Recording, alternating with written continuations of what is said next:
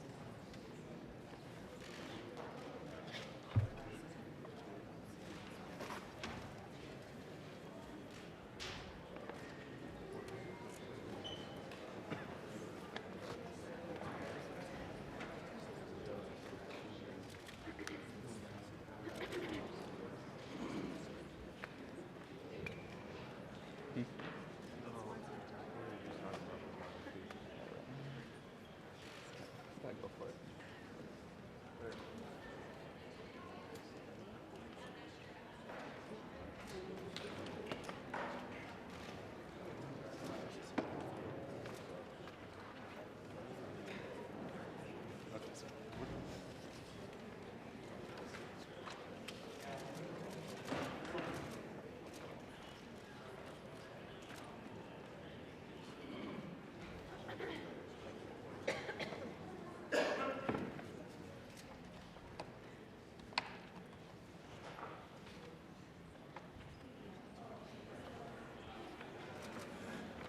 We'll wait a couple of minutes till the ranking member gets here.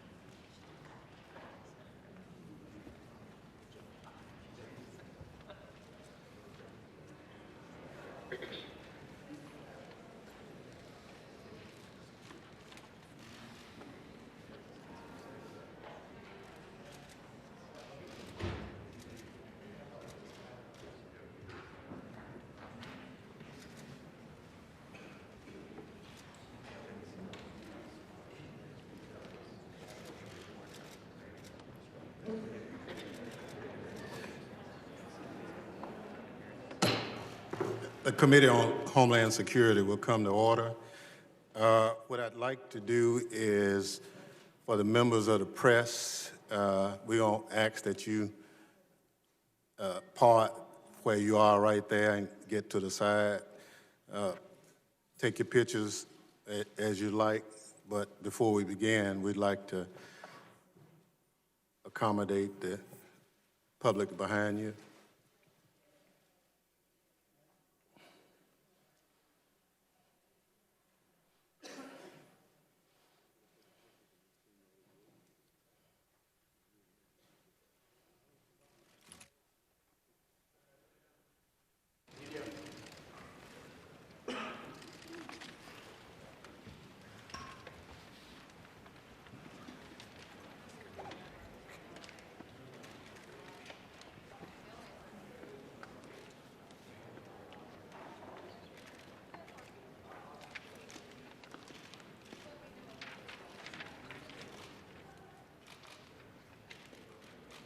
Okay, those press folk who are where you are, we're going to ask that you get to the side.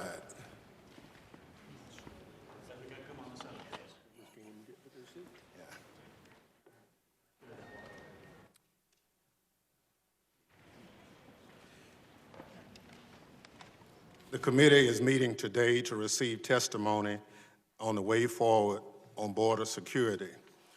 Before I begin, I want to express my condolences to those who lost loved ones in the devastating storms in the Southeast on Sunday.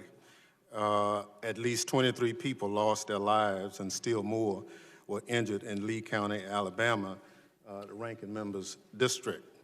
I'd like to speak for the members of the committee and say that our thoughts and prayers are with you and all your constituents at this difficult time.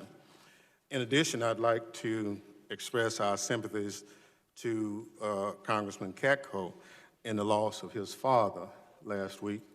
A lot of us have been there. It's a difficult time, but know that we're all in support of you.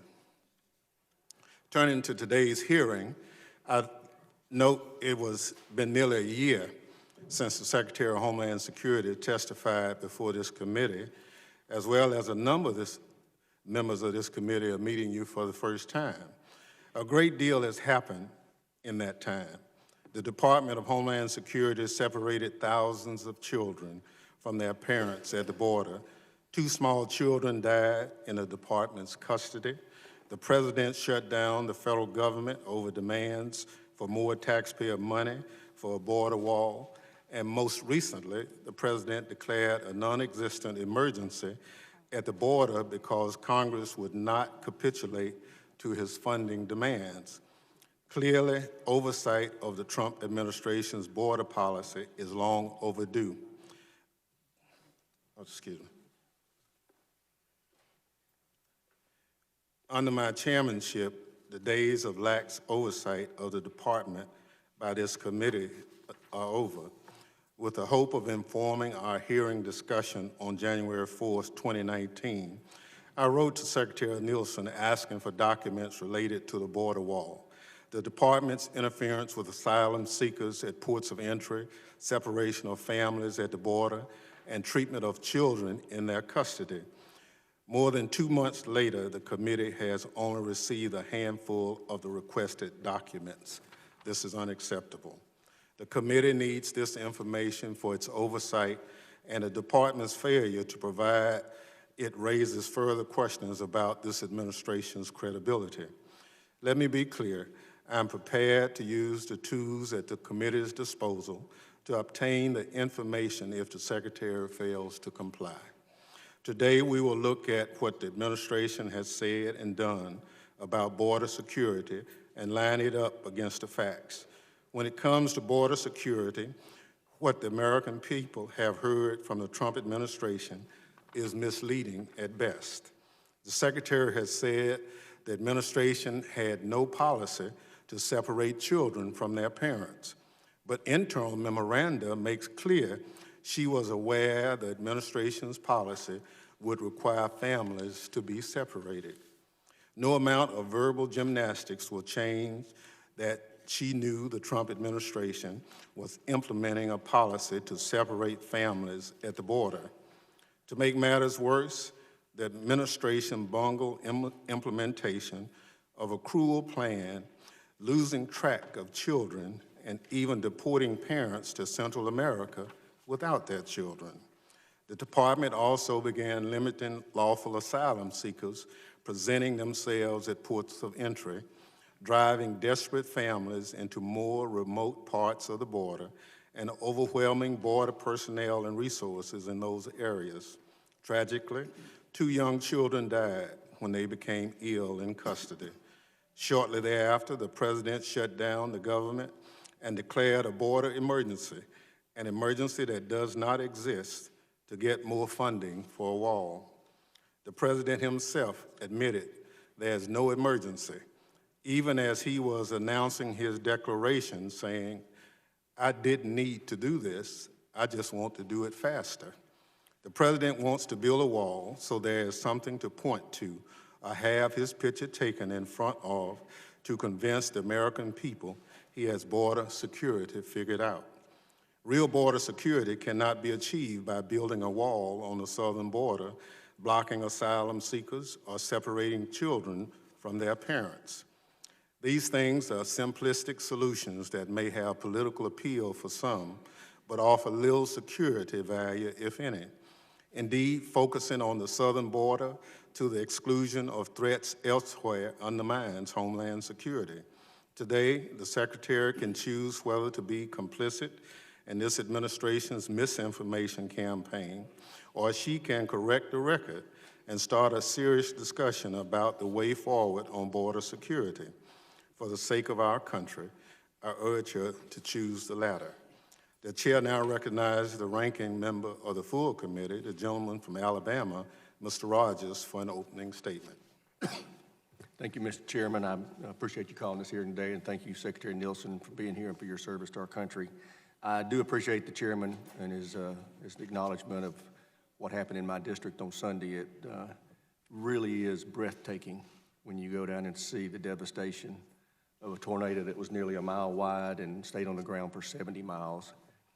As the chairman said, we have 23 dead, 90 injured, and more than 100 homes just completely destroyed. This committee should take a lot of pride in the fact that we've made a difference in this country over the last 15 years. The first responders were just wonderful. Our local first responders, many of whom have gotten training through federal money, were flawless, worked their hearts out.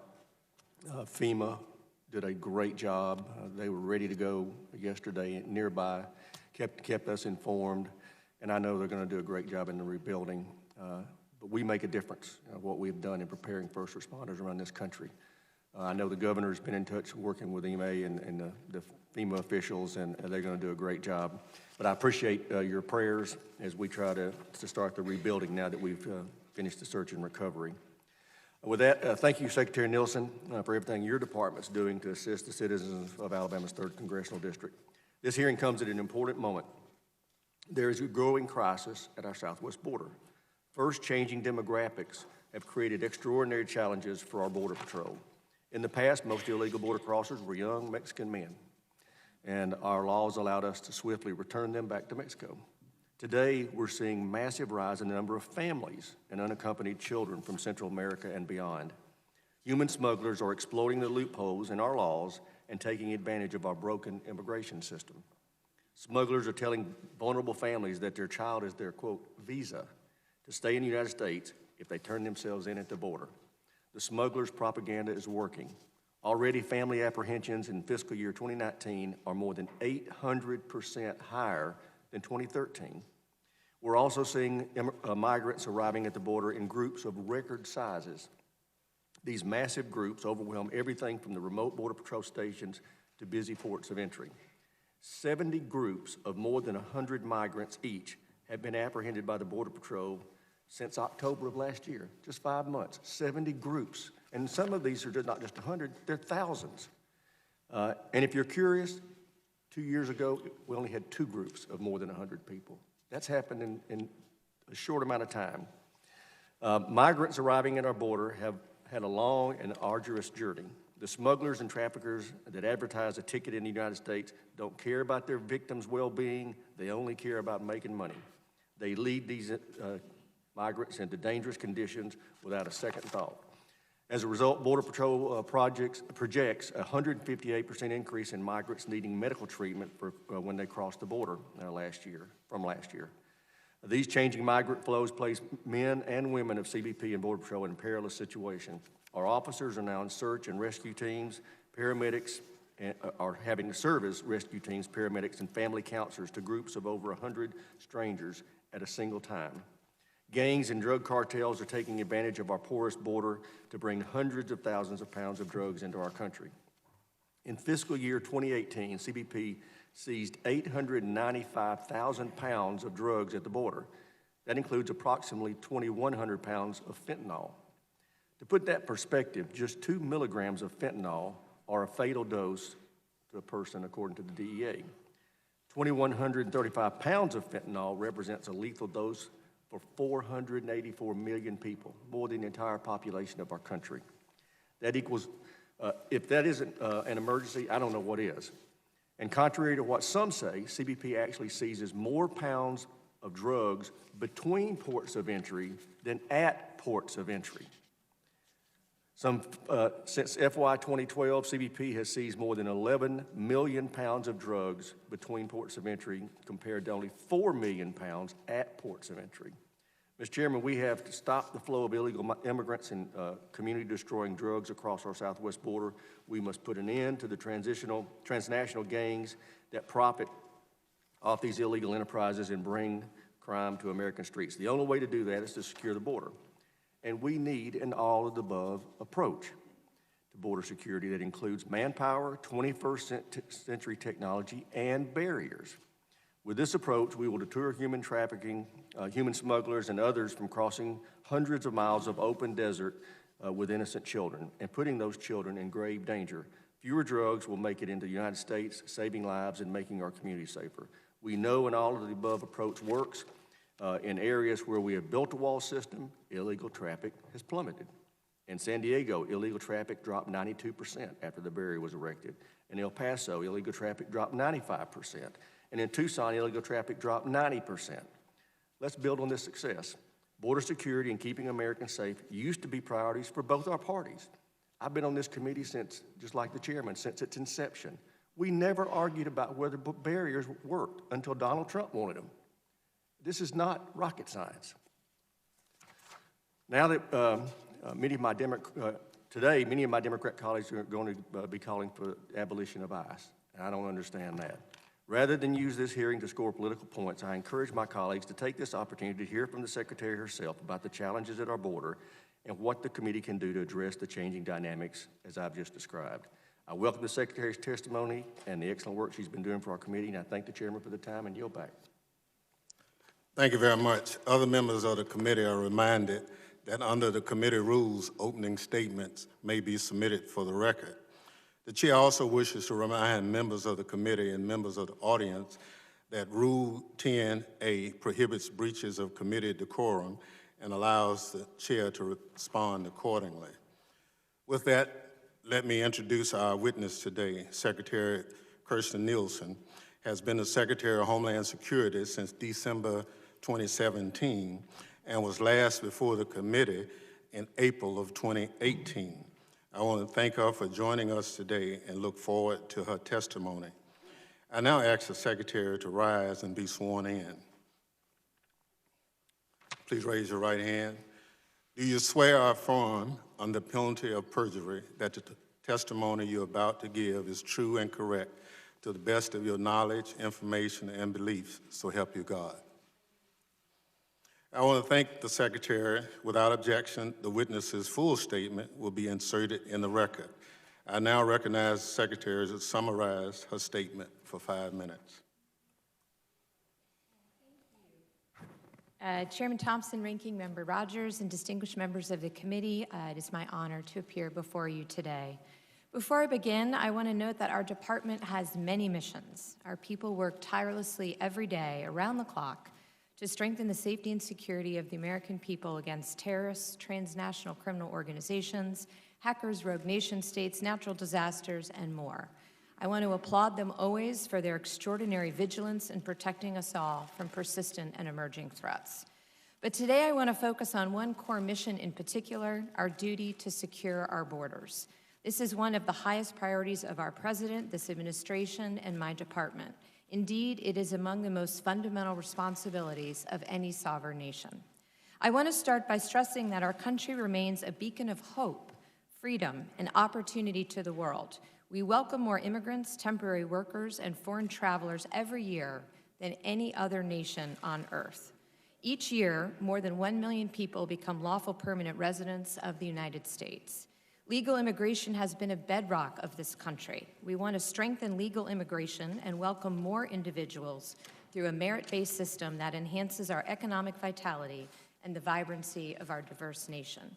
We also will continue to uphold our humanitarian ideals, but illegal immigration is simply spiraling out of control and threatening public safety and national security.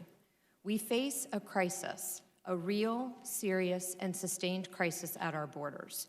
We have tens of thousands of illegal aliens arriving at our doorstep every month. We have drugs, criminals, and violence spilling into our country every week. And we have smugglers and traffickers profiting from human misery every single day by exploiting people who are seeking a better life, deceiving them about our laws, and fueling everything from sexual slavery to child exploitation to the smuggling of illicit goods. Make no mistake, this chain of human misery is getting worse. Yesterday, we announced that the numbers of apprehension at our southern border have spiked again, substantially.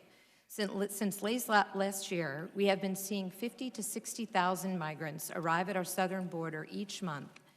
But in February, we saw a 30% jump over the previous month, with agents apprehending or encountering nearly 75,000 aliens.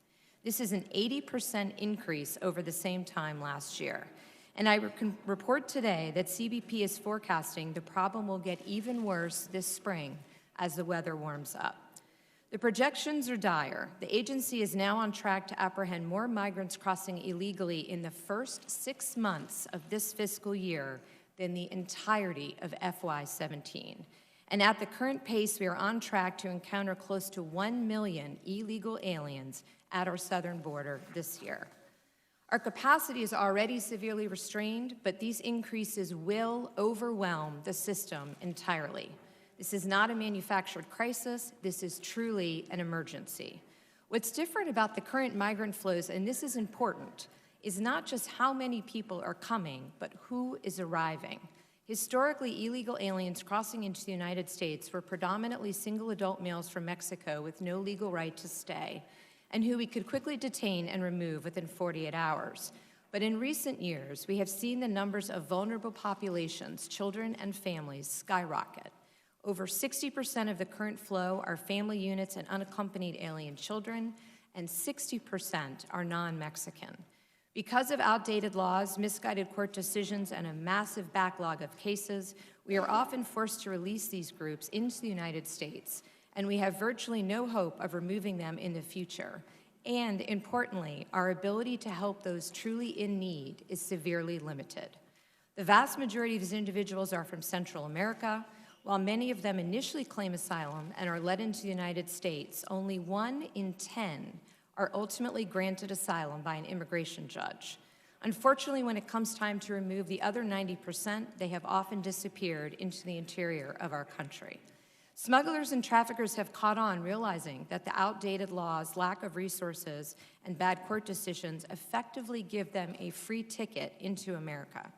Information about the weaknesses in our system have spread quickly in Central America. In fact, they are advertised. And our booming economy under President Trump has made the dangerous journey even more attractive to migrants. As a result, the flow of families and children has become a flood. In the past 5 years, we have seen a 620% increase in families, or those posing as families, apprehended at the border. This last fiscal year was the highest on record.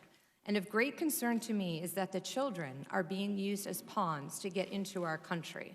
We have encountered recycling rings where innocent young people are used multiple times to help aliens gain illegal entry.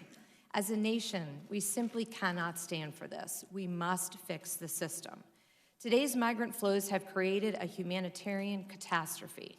In one study, more than 30% of women reported sexual assault along the way, and 70% of all migrants reported experiencing violence. Smugglers and traffickers are forcing migrants into inhumane conditions.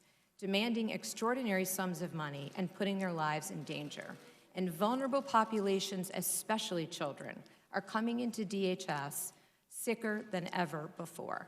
This is also a public safety and national security crisis. TCOs are using the situation to line their pockets, fueling a rise in other illegal activity and the spread of violent crime into our country. Gang members are smuggling new recruits into the United States, with CBP recording a 50% spike over the last fiscal year of the number of gang members apprehended at the southern border alone. And DHS personnel are grappling daily with the movement of drugs, illicit goods, and unknown threat actors coming across the borders. So what are we doing about this? At the President's direction, we are confronting it head-on in many ways. Let me try to quickly summarize. We've championed a border wall system, which includes infrastructure, technology, and additional personnel. We've implemented virtually every measure within our authority to end catch and release, to keep aliens with no legal right to stay from being released into our country. We've worked with the Pentagon to deploy troops to the southern border, which has helped us achieve tens of thousands of apprehensions and turnbacks of illegal aliens. We've dramatically increased referrals for prosecutions of single adults illegally crossing the border from 12% at the start of the administration to nearly 50% today. We have worked tirelessly with the Northern Triangle countries. I myself can attest to the many trips that I've made and the conversations and negotiations I've had to deal with the root causes of migration and to address the challenges at the source. I talk to my counterparts in Central America almost weekly. I travel down there regularly, and this month I'm happy to report that we expect to sign a historic regional compact, the first ever, with those countries to counter irregular migration, human smuggling, trafficking, and the formation of caravans.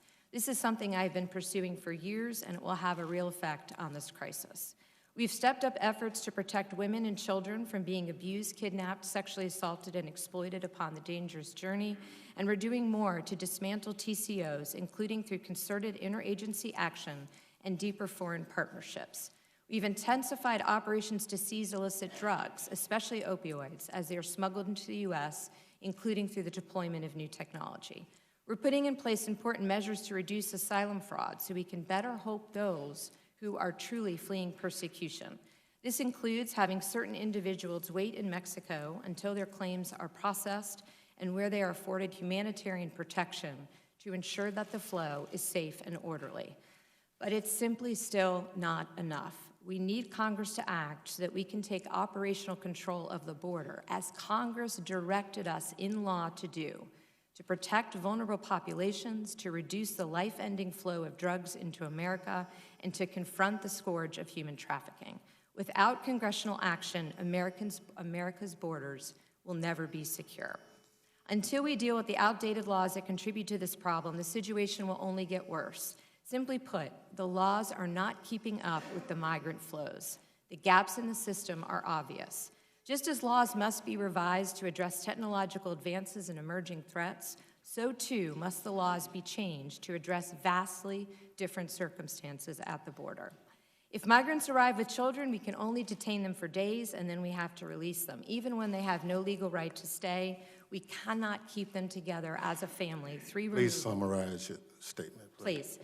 So what do we need? We need Congress to change the law to promote family unity, to ensure the safe and prompt return of UACs back to their home countries, and to close loopholes that allow dangerous criminals to get released into our communities.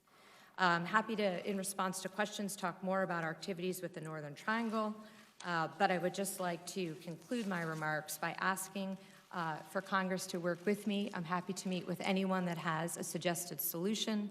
No rational person would design an immigration system like we have today. It's dangerous for Americans, it's dangerous for migrants, it undermines our nation's values, and it fails to uphold our fundamental obligations to the American people. Although we may disagree on solutions, I hope there can be a consensus that the current system isn't working and that this is an emergency we must address together. I look forward to your questions. Thank you, Chairman. Thank you very much. We allowed you to go over because some people need to hear you for the first time. I greatly appreciate that, sir. So, and thank you. As I said in my opening statements, Madam Secretary, we've sent requests for a number of information to you, and we've not gotten the information back. Can you commit to this committee to get that information back?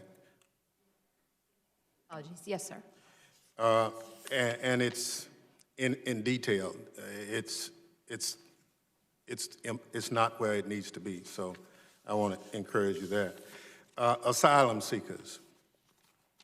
A lot of us have had an opportunity to talk to a number of people involved. Can you tell the committee why asylum seekers are being turned around contrary to law? Sir, all asylum seekers have the opportunity to present their case. We're not turning anybody around. What we are doing is exercising statutory authority that enables us to, in conjunction with Mexico, to return to Mexico migrants who have arrived from that country to await their processing. This is to assure a safe and orderly flow and to ensure that their humanitarian rights are protected. So your testimony is that, to your knowledge, no one presents themselves for asylum and is not presented their rights as to what they have to do. Our policy and processes when we encounter, as you know, an alien is we do provide them with information on their legal rights, their ability to access counsel. I'm not sure if you're referring to credible fear. If you do not pass that initial credible fear screening, obviously then you do not, you can appeal that, but generally speaking, you do not go on to meet before an immigration judge for your asylum claim. So is that something you do in writing or you do it orally? Both. They are presented with information in writing, and then we also, of course, advise them orally. Can you present this committee with the written direction that asylum seekers receive from your department when they present themselves? Yes. The other situation is the president made a comment that he really didn't need to do the emergency declaration. He just wanted to do it faster. Do you have any information for the committee as to what he was talking about? My conversations, of course, with the president, generally speaking, are protected under privilege. But what I would say is his explanation in general and public has been that he hoped Congress would act, that it didn't have to come to issuing an emergency declaration if Congress had met his request to fund the resources that CBP has requested. To your knowledge, are you aware of family members who've been separated from their children and deported back to a country without their children? Yes, sir. Can you provide this committee with a list of those individuals? I'm happy to do that with the one caveat that, as you know, that's part of ongoing litigation in Miss L, and as long as there's no privacy concerns from the court, of course, we're happy to provide that. A lot of the information is in the Miss L court with respect to each migrant. I would also just note that, consistent with longstanding practice in the law, before we deport any alien after they have gone through the process and receive a final order of removal, we do ask them if they would like to take their children with them. At that same time, their consulate or embassy, for purposes of issuing them travel papers, also asks them, would you like to be removed with your children as you're removed? As part of Miss L, the judge also asked us to go back and ask the parents again in conjunction with the ACLU, which we did. So there was no parent who has been deported, to my knowledge, without multiple opportunities to take their children with them. So is this with counsel present? I'm sorry? Is this with their attorney present? I can't speak to every case with that, sir. So they have the right to a counsel, as you know, but the United States government does not pay for that pursuant to the law. So explain how one would acquire counsel if they don't know it. We give them lists of available resources, legal resources in the area. We work closely with the NGOs to ensure that they understand the options for that. And then certainly when they work with the consulates and embassies as part of that removal process to receive the travel authorization. The embassies and consulates also provide them with information and ability to access counsel. Some of us have had an opportunity to see some of the enhanced barriers being placed on ports of entry. We tried to find a policy directive that said we should close lanes and put barriers on those lane, concrete barriers and barbed wire. Are you familiar with any such policy?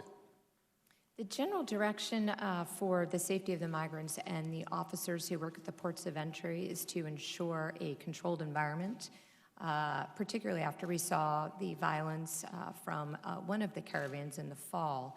Many of the local border chiefs, the OFO officers at the ports determined what was needed to ensure that there was safety and security at the port. So that's for the migrants, that's for the officers. So generally speaking, that was done on a case-by-case situation with the overall direction to ensure the integrity and safety of that area. So there's no written policy? It's not a policy, sir, per se, but the direction is clear to protect officers and migrants and ensure a safe and orderly flow. To do that, we have to make sure that the migrants go through the designated area. So the enhancements to the port of entry was to disable them from at their own risk, which we have seen many times run across lanes of traffic or try to go around a port of entry. Thank you. Chair now recognizes the ranking member. Thank you, Mr. Chairman. I want to follow up on something you referenced in your opening statement and then the chairman probed you on to more fully understand this asylum seeker circumstance. You made reference in your statement that for many of, well, first of all, that 90% of the asylum seekers are denied when they actually finally have their hearing. The other, and those 90% generally have already blended into the society. We can't get rid of them. If we know only 10% are going to be improved based on history, I just don't understand why we're letting people in while they wait on their hearing. You made reference in your statement that many of them are allowed to stay in Mexico until their hearing date. My question is, why aren't all of them required to stay in Mexico until their hearing date? So that way we can monitor them while they're here for their hearing, and if they're approved, they stay. If they can't, they go back to Mexico. Is that because of a statutory reason, or why? It's actually more based around, we're trying to do this in a very reasoned way. So we are expanding that program across the border. We work and notify the Mexicans as we do that. You have seen statements made by their secretary, their equivalent to Secretary Pompeo and my equivalent, that they are determined to protect the humanitarian rights. So we do it in conjunction with them. As we expand the program, we're doing it in a very systematic way. But the goal is to expand that across the border. So you are trying to get to the point to where only people can get in for their hearing at the time of their hearing? Yes. Excellent. What can we help you with to make that happen more rapidly? So we have all of the authority we need from the underlying INA statute. What we are looking for is additional requests, if any, that we need to come back to you with. This requires some new things, for example, transportation from the ports to the courts. So when we have the court date, we will go back to the port to pick up the migrant, take he or she to the court. That is not a transportation need we've had in the past. So that's just one example, but we are looking through to see if we can fund those as we expand the program with our current resources. If not, we would come back with a request. My understanding is that the Mexican government has made available asylum to all asylum seekers who have been coming from south of Mexico into the country trying to get to the United States. Is that accurate? My understanding is they have offered both asylum to the vast majority, if not all, of the migrants, but they have also offered work permits. So if somebody is fleeing Venezuela or Honduras because of their concerns over safety, and they get into Mexico, by the time they get to Mexico's northern border to come into our country, there is no danger to them and their safety. My plea to anybody that chooses to take this journey is to please seek protection as soon in the journey as possible. It's an extraordinarily dangerous journey. So my advice to migrants throughout the region is please accept protection as soon as possible. Okay, I'd like to give you some time. You made reference to the Northern Triangle that you, in your opening statement, that you'd like to talk more about it. Would you tell us what you had in mind? Sure. So beginning about 9 months ago, I had traveled to the region many times between the border and the Northern Triangle in Mexico. I've been there about 25 times and have had multiple discussions with my partners in the Northern Triangle. What we're working on together are ways to dismantle transnational criminal organizations, to identify the criminals who are preying on the vulnerable populations, to work with international organizations such as UNHCR to increase asylum capacity in the region, to make sure that we're sharing information so we understand who is in the flow. That latter relates to the increases in special interest aliens that are in the flow, and to make sure that we can keep families together. So how can we design a system that begins at the start to make sure that migrants are protected and they don't need to take this dangerous journey? Great. Do you know how much the smugglers charge people to get across the border generally? So it varies. Our estimates, and then most recently as last week, what we heard from Mexican counterparts is about $6,000 a migrant. It's more for families. To your knowledge, do they coach the migrants as to what to say when they get to the border to be able to get in? We have seen instances, absolutely, throughout the region where they are provided information on pieces of paper. There's also advertisements through social media. There's a WhatsApp conversation particular to this to give them, if you will, specific words to claim credible fear once they reach our border. Great. Thank you. My time's expired. I appreciate your service. Thank you, Chair. Now recognize the young lady from Texas, Ms. Jackson Lee. Let me thank the chairman and the ranking member for holding this hearing and the chairman's leadership on these issues. Madam Secretary, let me thank you for your service. Over the past couple of months, I'm very proud of the members of this committee, particularly my colleagues on the Democratic side who almost everyone have been to the border because of their desire to be proficient and efficient on making the right decisions. And so my knowledge of this committee has been that every single Secretary of Homeland Security I've had a terrific working relationship with, regardless of the presidential politics or party, because our commitment here is to secure the nation. I believe if a horrific tragedy happens again, it is this committee and that in the Senate that will be looked to by the American people to devise the right approach. Do you believe that you, as Secretary of Homeland Security, have the independence of the White House to make the right decisions? Can you independently make a decision in contrary to the President of the United States on behalf of the American people for what is best for them? Ma'am, what I can tell you is I take my oath with utmost extreme importance. I always do my best. Is that your oath to the American people, your oath to the President of the United States? No, ma'am. The oath, as you know, is to the Constitution and the people of the Right. And in that vein, do you have the ability to make independent determinations? I do what I believe is best for the men and women of DHS in this country. And have you advised the President on his emergency declaration? Have you given him the grounds for this emergency declaration in the context of what emergency means? What I have done is I've given him all the facts from the men and women working at the border, many of whom I know you all have met with, and thank you for that. So what I do is I give him the operational reality. Here's what we're facing, here's what we're seeing, here are the facts. By my read of it, it is an emergency, it is a dual crisis. That's the information I provide. Well, if there's any data that you have given him in particular, I'm going to request that it be made available to this committee, whether in the classified sections or not, in writing. And if there have been any memos that you've directed to the President that would have given him the basis of calling for, in my opinion, a false emergency declaration, I will not judge your data if you're giving facts, then I would like that to be submitted to this committee. Let me... Ma'am, if I could, I would be remiss if I didn't say much of the information that I give in private to the President, of course, is covered under confidentiality privileges. We're happy to give you any information that we work on from the operators. We're very transparent. Most of that information, as you know, is published on our website. Happy to give you that, but I would not be able to speak to any particular conversation I had with the president. Well, I will not dwell on that. I will leave this to the chairman of the full committee on the question of confidentiality. I think members of Congress are due classified information, and there's a question of confidentiality or privilege. I'm not sure what you're exerting here, but I would offer that it's not mine to exert or right. waive. So I would say that I would want the material that you had provided to the President of the United States to make his decision.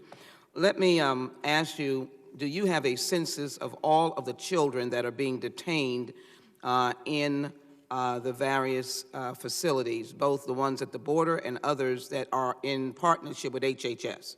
Do you know how many young people are detained? Yes, ma'am. I don't have that number in front of me. We have all of the numbers. Would you provide that for me? Yes. The next question is, what is the pathway of reuniting those children detained? My number is about 12,000 plus. What is the pathway for reuniting those children presently existing in detention centers who have been there for 1 year, 2 years, 3 years plus? The best data that we have is the data that's been approved from the Miss L case, and I believe you all have access to that. I don't want to take up time unless you'd like me to in reading it, but it walks through how many children remain in the custody. But can you give me a number for the record? Yeah, so there's, sure. It breaks down of the original 2,816 that the court identified, 207,35 have been discharged. Right, but I'm asking you for those that are in the partnership between Homeland Security and HHS. You have centers around the nation, some run by Southwest Keys, upwards of 12,000 children. Have you tried to reunite them with some guardian or family member? Yes, so HHS, as you know, under TVPRA, is required to find a sponsor for the child. That's what they do, so that is part of That is a program that I designed, and I believe that it should be in cooperation, and I'm going to ask you on the record, not to give the answer now, but I need to know the numbers and how many are being reunited, because ICE is represented that they are stopping those families from being reunited. ICE is not stopping families from being represented. There are three... Reunited. Reunited. There are three instances in longstanding practice which CBP, not ICE, encounters a family unit presenting as a family unit where separation may be necessary. The first one is if the adult accompanying that child is not a parent or legal guardian. The second, if there is a risk to the child. And the third is if the parent otherwise needs to go to a custodial prosecutorial setting. Longstanding process. The numbers are not high, happy to provide them with you, but that is what CBP does at the border for the protection of the child. Mr. Chairman, thank you. I'll have questions for the record. Thank you. And the answers have not been given. Thank you so very much. Thank you very much. Chair recognizes the gentleman from New York, Mr. King. Thank you, Mr. Chairman. Secretary, thank you for your service, and I appreciate you being here today. I'd like to focus, if I could, on unaccompanied minors, specifically involving MS-13. My district, unfortunately, is probably the epicenter of MS-13. We had a series of 25 murders within 18 months from the fall of 2015 to the spring of 2017. I think almost all the victims were immigrants, documented and undocumented. So it was a slaughter within the immigrant community. What we found was that many of those murders were carried out by unaccompanied minors. I think in the most recent series of indictments, of the 11 indicted for murders, 7 of them had come across as unaccompanied minors. And let me commend your department and others. Since April of 2017, there have been no murders. There were 25 in the previous 18 months, none in Suffolk County since then, and I commend you for that. HSI has done an outstanding job. FBI, Justice Department are working in conjunction with the Suffolk and Nassau County Police, so I thank you for that. But what was found at the time was that these minors coming across, a number of them were actually sent by MS-13, or if they weren't sent by MS-13, the families that volunteered to take them in from HHS were either supporters of MS-13 or had relatives back in Central America whose lives are being threatened if they did not take them in. And then they went into the schools, and in certain schools, there are actually areas of the school that were taken over by MS-13 young people. And again, as I said, a series of those, a large number of those murders were carried out by MS-13. What the police said at the time was they were concerned that there was no vetting when these unaccompanied minors, I know they get turned over to HHS, so this is maybe more of an HHS issue than yours, But again, as to whether or not they had any MS-13 connections, nor was there any vetting of the families who were volunteering to take them, nor were the local police notified when these unaccompanied minors were coming into these school districts. And the school district had no choice but to take them. So I ask you now, is there increased vetting as to knowing whether or not these unaccompanied minors have any MS-13 connections, whether or not the families volunteering to take them have MS-13 connections, and are local law enforcement notified when these unaccompanied minors come into their districts? Thank you. Let me take them bite sizes. Yeah. We do now do background checks. One of the things I was very concerned about when I came in as secretary is that we were not doing enough to protect children, to ensure that the adult coming to pick them up out of HHS care did not pose them a threat. And certainly one of the threats that could be posed would be if that adult was part of MS-13. We now do background checks. HHS uses the information on that background check to determine the suitability of the sponsor before they release the child. I'm not aware, and I'm happy to get back to you for the record, I'm not aware if HHS consistently tells communities where UACs are placed and if there is a concern that the UAC might have gang ties. I'm not aware of that, but I'm happy to get you that information from HHS. On the front end, when we encounter UACs, certainly if we believe they are a risk in any way, the brief time that we have them before we transfer them to HHS, we will separate them out from the other population of children for the safety of the other children. But other than that, we do not have a systematic way to ask UACs or look into their background while they're in our custody. Do you feel there's enough cooperation between DHS and HHS? We do work very closely together, day to day. We share the modeling, the projections, what children are coming in, what children they're releasing. It does, in my opinion, need to be a bit stronger with respect to ensuring that the sponsors do not pose a threat. Okay. Thank you, Secretary. And again, thank you for your efforts. It's been, again, that drop-off of murders has been phenomenal, from 25 to 0. So thank you very much. Chair now recognizes the gentleman from Rhode Island, Mr. Langevin. Thank you, Mr. Chairman. Madam Secretary, welcome. Thank you for being here today. Let me establish from the outset that we all want stronger border security. The question is, what is the most efficacious way of getting us there, and not creating a solution that fills a political promise but doesn't really achieve strong border security. So I want to just follow up on an issue brought up by the chairman earlier regarding border crossings. And look, I've long held that, and have an interest in ensuring that we're making policy based on sound data and credible threats. So it is my understanding, and you've testified some of this morning, that your department keeps accurate statistics of the number of apprehensions at the border. Is that correct? Apologies, yes. And these statistics are compiled annually by U.S. Customs and Border Protection and published publicly on its website. That's correct? Yes, we actually compile them monthly and publish them, but yes. And according to this report, so the number of apprehensions at the border in 2000 was 1.6 million. Does that sound right? It was over 1 million, yes, sir. Okay. And these statistics show that in 2018, the number of apprehensions had fallen to just under 400,000. That's a drop of 75%. Is that right? Yes, sounds about right. Okay. So I have a chart that I'd like to display that shows the change in apprehensions. So now I want to ask you about what the president had said about border apprehensions. While touring the South Texas border on January 10th, the president stated of the Border Patrol, there were never so many apprehensions ever in our history. So, Secretary Nielsen, what the president said was not accurate, was it? I apologize, I don't know the full context of that. What I can tell you is we have encountered more family units per month than ever in history. No, I just want to know, what the president said, is it accurate or not? I just don't know the context of his statement, sir. If he was talking about family units in a particular sector, No, I'm talking about the number. We went from 1.6 million in 2000 apprehensions and 400,000 in 2018. The president said that there were never so many apprehensions at the border in our history up until now. Is that accurate? Was the president accurate? Again, it depends on the context because it depends on the type of migrant, sir.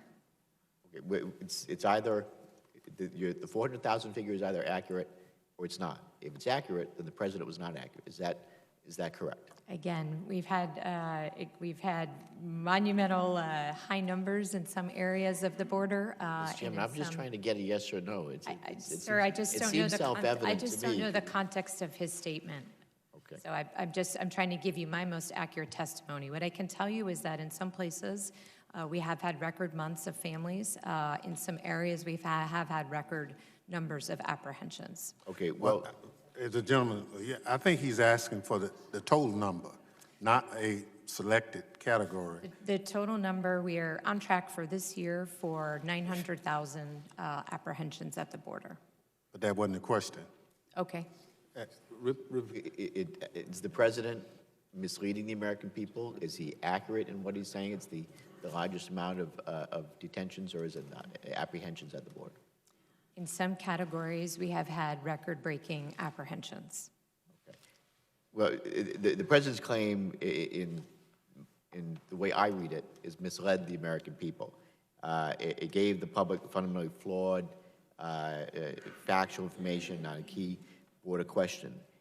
Did you take any steps to correct the information when the president stated what he did? We provide information that we gather from CBP and all of our components for that matter. We provide them as a matter of course to the White House, and we try to put those numbers in context. Well, Madam Secretary, the reason I ask these questions is they really go directly to the heart of the rationale for the president's emergency declaration. The president has been telling the public that there's an emergency at the border because crossings and apprehensions are at record high levels. But as you really have conceded yourself in the testimony, the facts are exactly the opposite when you're looking at the actual number. Apprehensions today are substantially smaller than they were 20 years ago. So my time is expired, but it is inaccurate. It's deceitful, I believe, to be inflating numbers or making statements that are not accurate. The president is just wrong. Chairman, would you mind if I just responded briefly?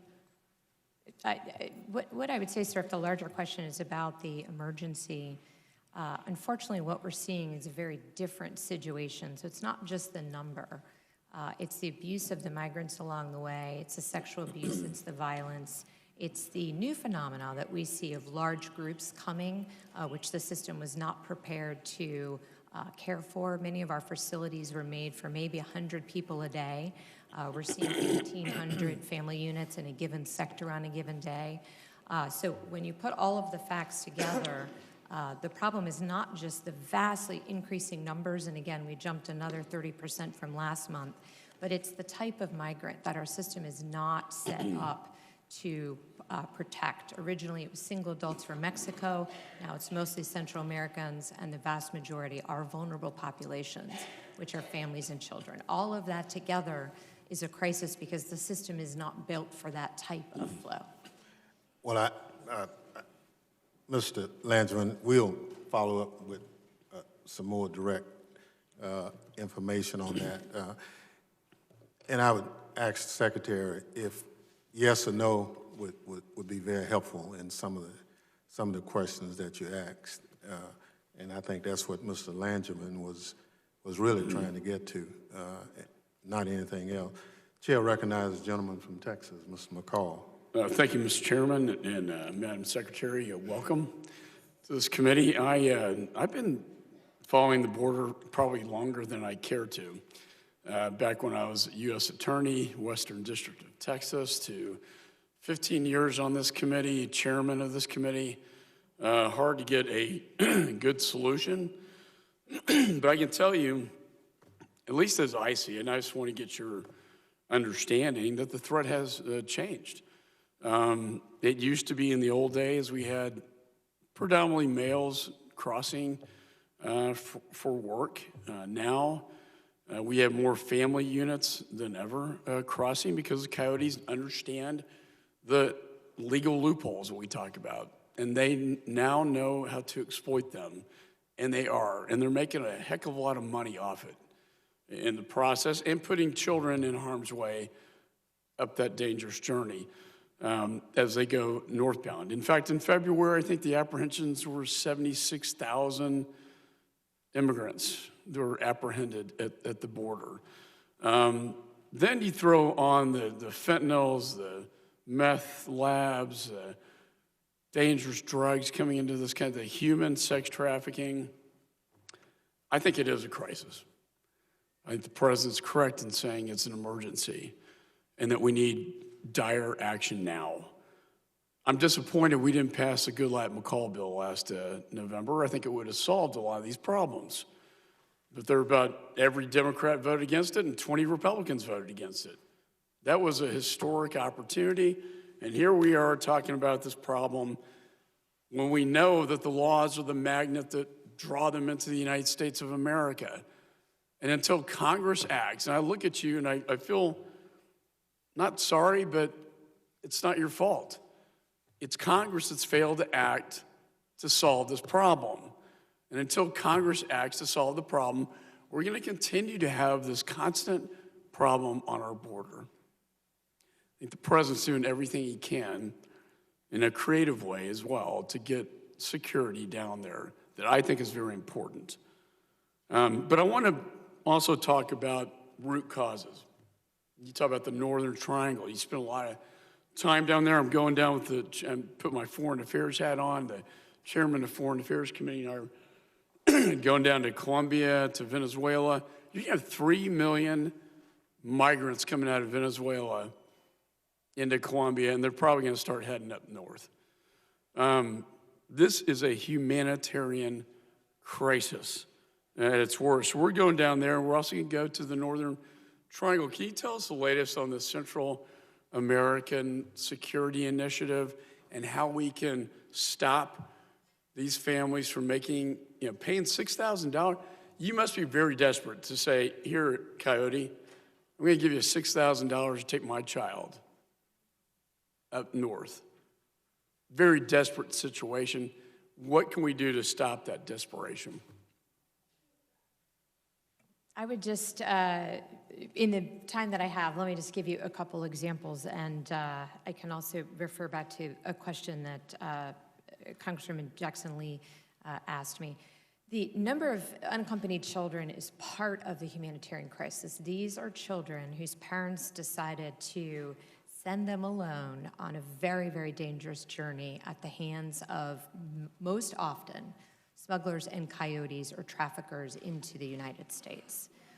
What we hear from the Northern Triangle governments, they have said this publicly, I am sure that they will tell you when you visit them, is they want their children back. Our laws uniquely allow us to send Mexican children back home after they have gone through a process and do not have a legal right to stay. But under the law, we cannot send children from other countries back, except for Mexico and Canada. So the Northern Triangle governments have said to us, they will say to you, please send us our children back. We want them reunited with our families and communities here. We don't want the smugglers to be able to convince parents to send their children on this perilous journey where they are absolutely victims of violence and abused. As you know, sir, very unfortunately, because of the increase in violence at ICE, when we have families with children, we have to give every girl a pregnancy test over 10. This is not a safe journey. So I ask again that we change the law, we treat all children the same, and we afford them the opportunity to go back home if they have no legal right to be in the United States.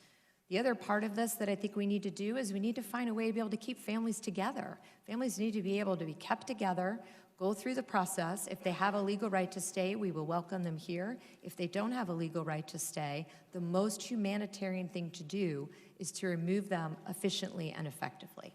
Both of those changes we need from Congress. Thank you, Madam Secretary. I see my time has expired. Thank you very much. Chair now recognizes the young lady from New York, Ms. Rice. Thank you, Mr. Chairman. Madam Secretary, I just want to ask you to qualify a question that was asked before. Can you confirm that there has never been a parent deported under your tenure without finding out if they want their children to go with them? Simply yes or no. Can you confirm that? To the best of my knowledge, every parent was afforded that option. Okay. Secretary Nielsen, on June 17th of 2018, you tweeted, "We do not have a policy of separating families at the border, period." Then Attorney General Jeff Sessions announced the Justice Department's zero-tolerance policy to prosecute all individuals who cross the border outside of ports of entry, and he made that announcement on April 6th of 2018. In a memo to you dated April 23rd regarding the Justice Department's zero-tolerance policy, CBP Commissioner Kevin McAleenan, USCIS Director Francis Cisna, and then ICE Acting Director Thomas Homan stated DHS could also permissibly direct the separation of parents or legal guardians and minors held in immigration detention so that the parent or legal guardian can be prosecuted pursuant to these authorities. Did you read that memo, yes or no? Yes. Did you concur with this assessment made by your component agency leaders, yes or no? There were many assessments in there. I concurred with their recommendation on what to do to increase consequences for those crossing the border illegally. The piece that I just read, do you concur with that? I'm sorry, could you read that particular? DHS could also permissibly direct the separation of parents or legal guardians and minors held in immigration detention so that the parent or legal guardian can be prosecuted pursuant to these authorities. That specific statement. As I understand it, we have the legal authority to do that, yes. Did you agree with that? What I agreed to do is to... No, did you agree with that assessment that they made? That wasn't a recommendation, ma'am. It's a legal statement. We do have the legal authority to do it as I understand it. Were you aware that the zero-tolerance policy would lead to minors being separated from their parents, yes or no? As we increase consequences for those who break the law, just as Yes everywhere... Look, Ma'am, I have such limited time, Madam Secretary. I'm sure you can appreciate that. As a Can you please just consequence answer for a yes or no? parent going to jail, we in this country do not take the children to jail. Okay. So I take that as a yes, that you understood that the zero-tolerance policy was going to lead to minors being separated from their parents. As it has in the last 3 administrations. Okay. So the answer is yes. At the end of February, BuzzFeed News reported that you did not issue guidance on how to implement the zero-tolerance policy until May 4th, which was about a month after the Attorney General Sessions announced the policy. Did you discuss this policy with Attorney General Sessions before he announced it on April 6th? Yes or no? This was an ongoing discussion. No, yes or no? Did you discuss the zero-tolerance policy with the then Attorney General Sessions before he made the announcement on April 6th? Yes or no? At some time before the announcement, we had the conversation. I did not know he was making that announcement that day. But you knew, you had a conversation with him about the zero-tolerance policy, yes or no? Yes. Zero tolerance means prosecuting those who break the law. Yes, we as law enforcement agencies talk about prosecuting those who break the law. So then why did you wait until May 4th to issue implementation guidelines? Because we wanted to work within the department to ensure we could do it in a appropriately safe way with compassion. As you mentioned, the memo from my component heads came April 23rd. I then issued, after many consultations with them, the direction to increase prosecution between ports of entry, which is the only place where that's against the law, for all adults coming across the border illegally. We all know the results of the policy and the compassionate or lack of compassion. Ma'am, it's not a policy, it's the law. We enforce the law. The policy is a policy. You just talked about discussing that policy with the then Attorney General. So I have 1 minute left. I have 3 quick questions. During your tenure as Secretary, how many times have you waived environmental regulations required under the Endangered Species Act for border barrier construction? There are multiple laws that we look at. I can get I'm you the asking you number. specifically I understand, about this and I'm one. trying to answer it. I believe 4 or 5, but I will 4 or get you 5. the exact answer. During your thank you. During your tenure as Secretary, how many times have you waived environmental regulations under the Clean Water Act for border barrier construction? It would be the same number. Again, I'm happy to get you the exact number. Okay. And during your tenure as Secretary, how many times have you waived environmental regulations under the Clean Air Act for border barrier construction? It should be the same. I'll get you the number. Okay, thank you. Thank you, Mr. Chairman. Thank you very much. Chair now recognizes gentleman from New York, Mr. Katko. Thank you, Mr. Chairman, and thank you for the kind words about my father. I very much appreciate it. Welcome, Ms. Nielsen. It's nice to see you again. I have a rather unique perspective on the border, and I know a lot of people are going to be talking about the immigration component, but the crisis is just not with respect to immigration. It's with respect to the drugs that are pouring across this border and that are killing our kids at a rate of 5 an hour for heroin alone, which is frightening. And one of the big components of that is fentanyl. And just a tiny amount of fentanyl is what's proving fatal in most of the heroin overdoses now because the fentanyl is being mixed with the heroin. Can you tell me if there's been any significant seizures of fentanyl at the border recently? At the border, yes. In the interior as well. ICE, overall interdicted enough fentanyl last year to kill every American twice over. That's frightening. Substantial amounts of fentanyl. So and that's enough to kill every single American? Twice, yes, sir. It's amazing. Now, when I was on the border, I was a federal prosecutor in El Paso, Texas, and I was charged with going after cartel-level drug traffickers. And we could literally get on the roof of the U.S. Attorney's Office in El Paso with binoculars and see one of the cartel members' houses across the border in Juarez. So, and I'm intimately familiar, based on the prosecutions I did there, about their patterns and practices. And I know that they use oftentimes the same smuggling routes for drugs that they use those for human traffickers as well.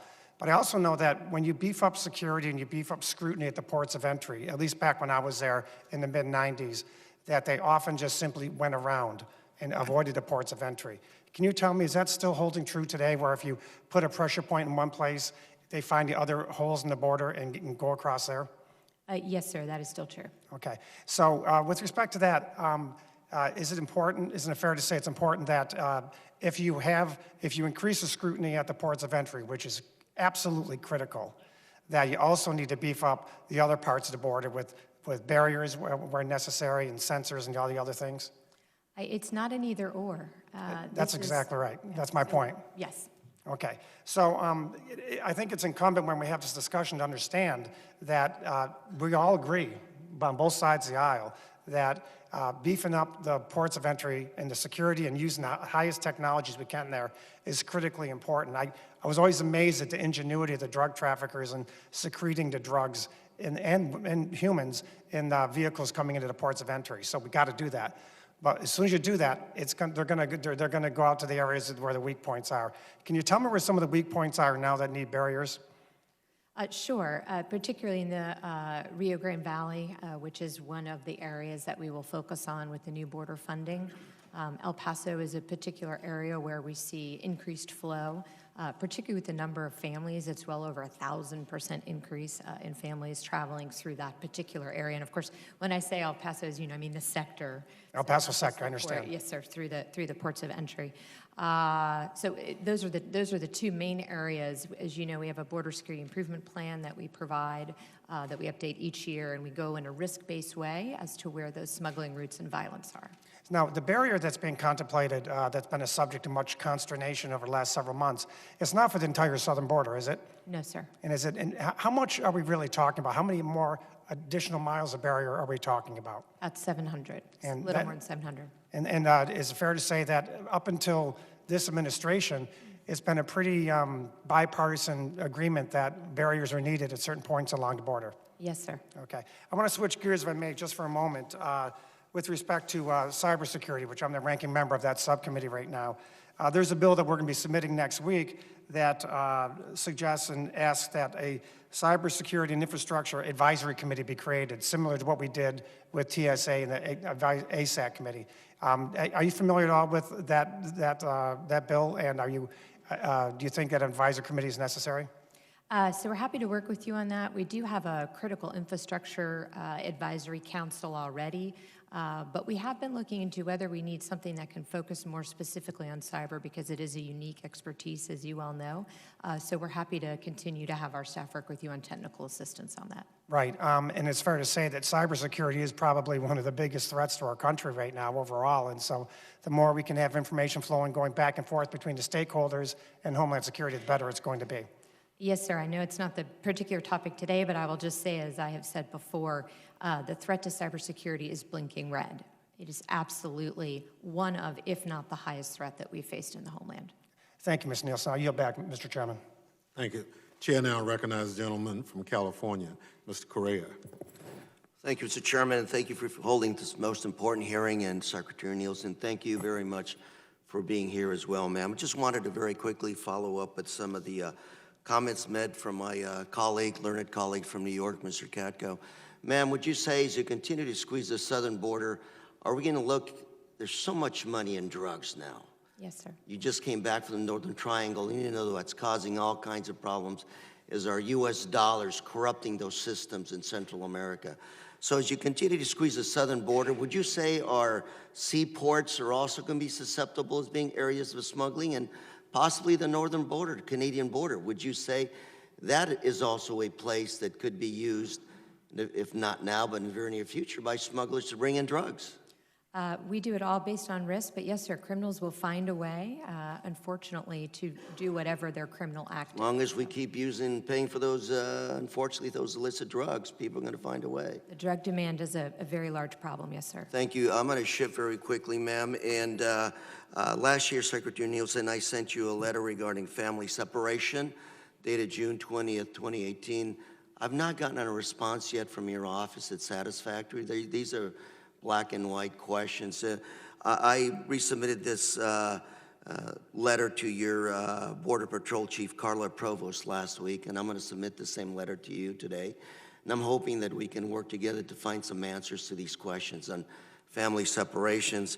One of my new assignments is I'm going to be chair of a subcommittee on TSA security, and like everybody else in this committee, we're all concerned about safety, especially terrorist, anti-terrorist activities. And you stated recently that to Congress in fiscal 2017, DHS prevented 3,700 known or suspected terrorists from coming into the U.S. I think most of these were being stopped at our airports. Is that correct? Yes, sir. Something like 3,700 were actually stopped by our TSA agents at airports, maybe less than 100 southern border, less than 10 at the southern border, and more like 100 at our northern border. Does that sound about right? The majority were through the air environment. The only thing I would just add is many of them are actually identified by CBP as part of the vetting before they travel. So they're either stopped from traveling or, as you say, stopped by TSA or CBP once they arrive. So this is the work that you do in coordination with other nations around the world. Brazil, yes. I know Brazil's very popular jump-off point to the U.S. in terms of possible suspected terrorists.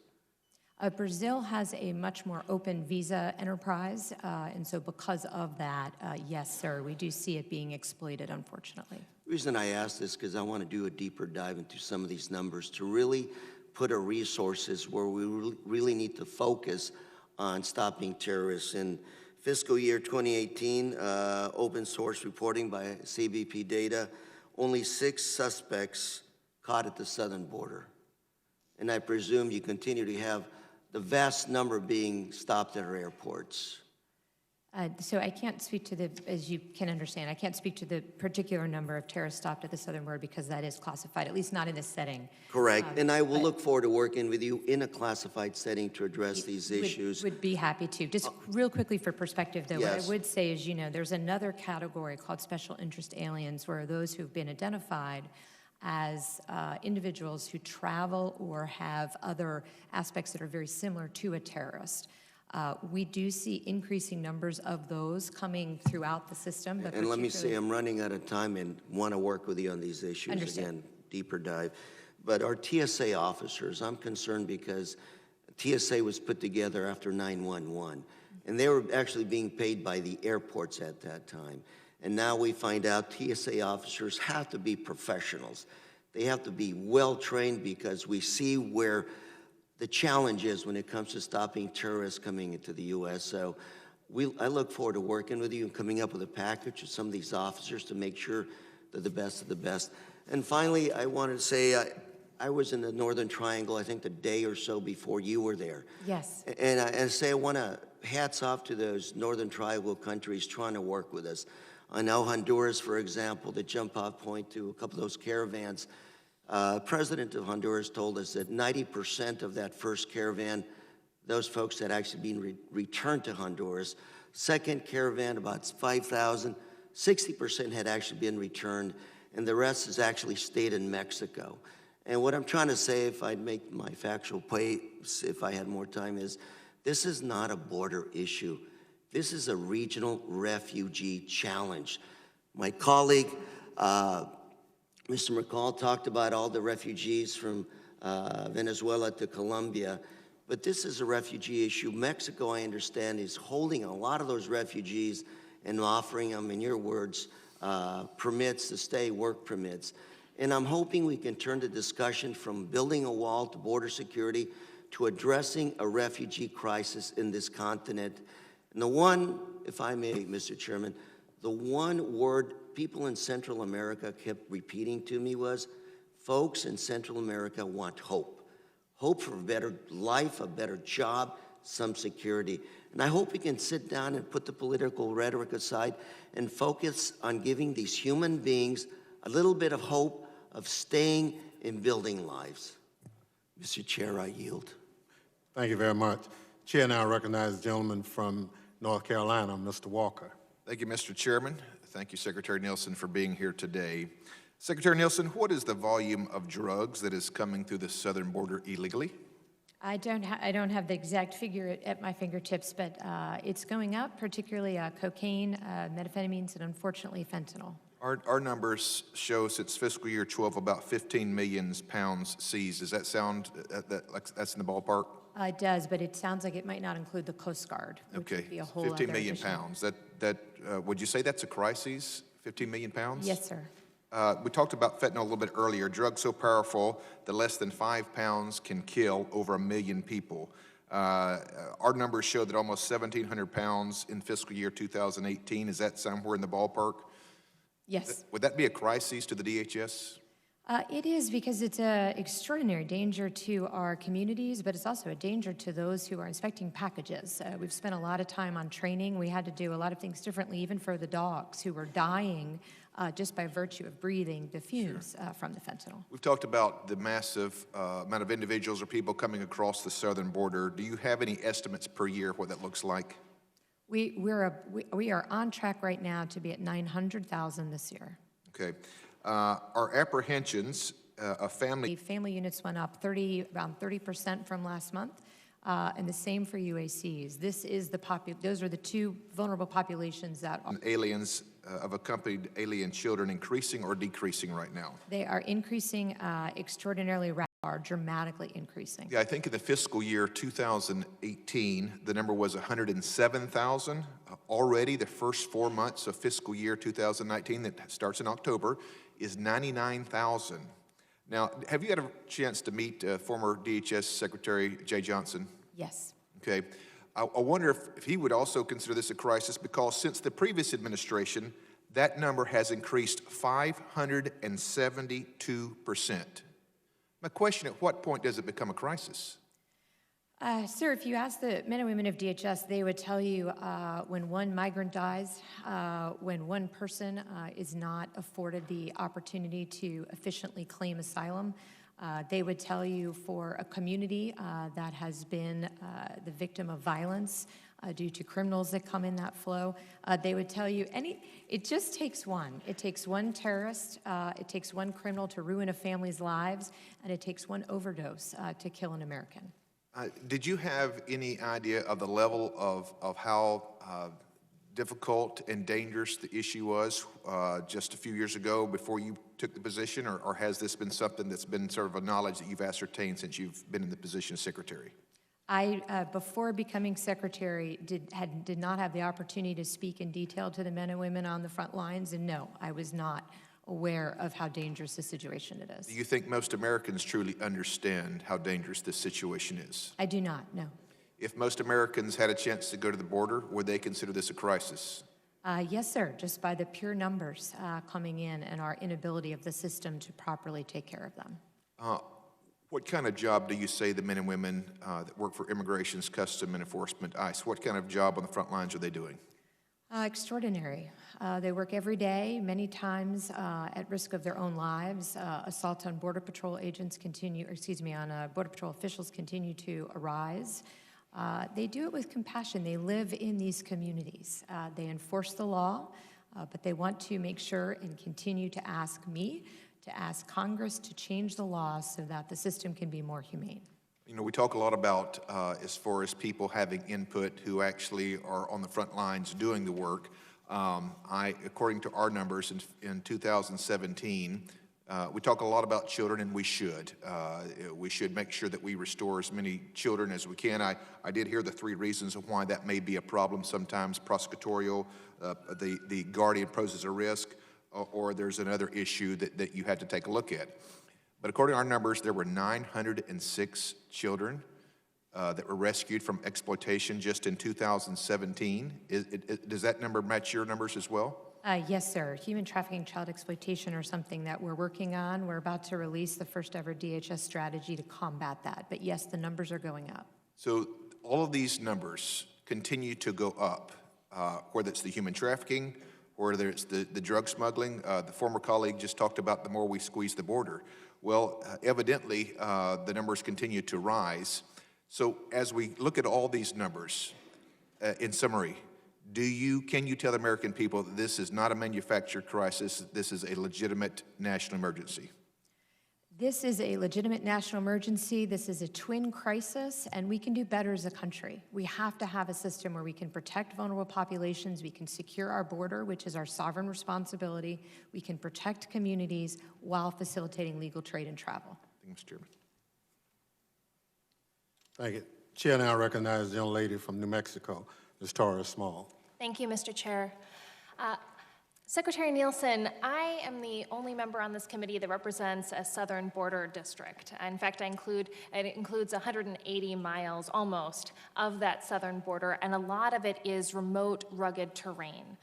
We've seen in recent months that my district has experienced more migrant families showing up between ports of entry, and such as the Boot Heel of New Mexico. As we've learned through the tragedy of 2 migrant children deaths under CBP custody, most of the CBP facilities near these rural areas aren't equipped to process large groups of migrants. We have to ensure that our agents on the ground have the adequate resources and technology to effectively patrol these areas, keep our communities safe, and provide quality care to the migrants voluntarily presenting at our border. What changes in policies and procedures have you implemented to ensure that CBP can adequately adapt to the rise in people voluntarily presenting at the border and who are showing up at between ports of entry, specifically in these remote areas? So what we've done, I would take it a couple different ways. On the health screening, as you know, unfortunately, particularly because of those remote areas, many of the migrants, when they reach our border, are very sick. So I have worked with CDC, we've worked with HHS, we've worked with the local communities. I've spoken to your previous governor and your current governor about this exact issue. I've asked my bipartisan advisory council to look at this particular issue on families and children and what we can do better. We've increased our medical screening. We screen every child that comes into CBP care. ICE, as you know, if the migrants proceed on to ICE detention, do receive within 7 days a full medical checkup. So we focused a lot on the medical part. In terms of the ability to understand what migrants are coming through remote areas, we're working much more closely with Mexico to identify the flows so that we can have CBP there to rescue them as soon as possible. As you know, we rescued 4,300 in distress last year alone, many of them coming through remote areas where they're dehydrated, they're cold, they're otherwise sick, they haven't had adequate resources and food for quite some time. So we continue to look at all of the processes, but this is something that we are trying to do the best we can within the limited resources that we have. One of the issues that I didn't quite hear addressed there is transportation. And Yes. as you know, one of the children who died, part of the challenge was the transportation to a medical facility. So sometimes the hardest but most learned lessons come from past failures. What is the status of the investigation into the deaths of those two children, and when will you release the results of those? So as I understand the status of the investigation, right now it's with the medical examiner. So until the medical examiner in both cases releases their final findings, our Office of Professional Responsibility and our Investigator General cannot complete their report. I did ask this question recently. I have not been able to ascertain from the ME when that will be done, but as soon as that will be done, the other parts of the oversight will wrap up their investigations, and I'm sure they will provide, as appropriate, their findings. Do you have any sense of a timeline?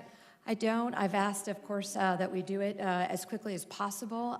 There's some extenuating circumstances there. I think the ME is trying to look at information about the health of the child as they traveled along the journey. So I really don't. I wouldn't want to speak for them. And what can you do to make sure that it happens as quickly as possible? I can just keep bugging them and ask that we do it very speedily so that we can incorporate any lessons learned into our processes and procedures.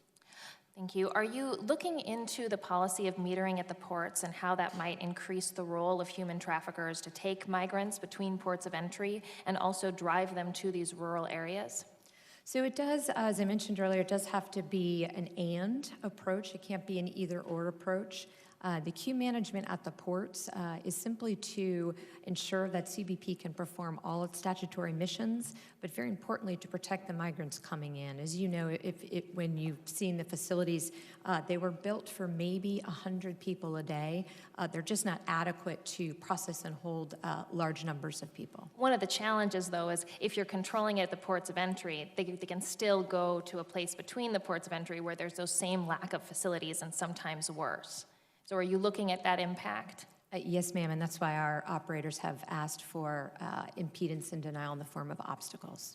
Thank you. And what has CBP done to minimize attrition in hard-to-fill locations such as Lordsburg or Deming to make sure that we have agents in our most remote stations? So we continue to look at this. I know we're running short on time. I'm happy to work with you. We work closely with the unions on this issue. We're looking at everything from retention bonuses to ability to add additional salary when we transfer, additional benefits on the back end. But yes, this is a problem that we take very seriously and we're working with all parties on. Thank you very much. Chair now recognizes the gentleman from Louisiana, Mr. Higgins. Thank you, Mr. Chairman. Madam Secretary, thank you for your time, your dedication to our country, and for your devotion to restore sovereignty along our southern border. My colleague earlier, Representative Langevin, put a graph up. I've asked that it be put back up. That request had been declined.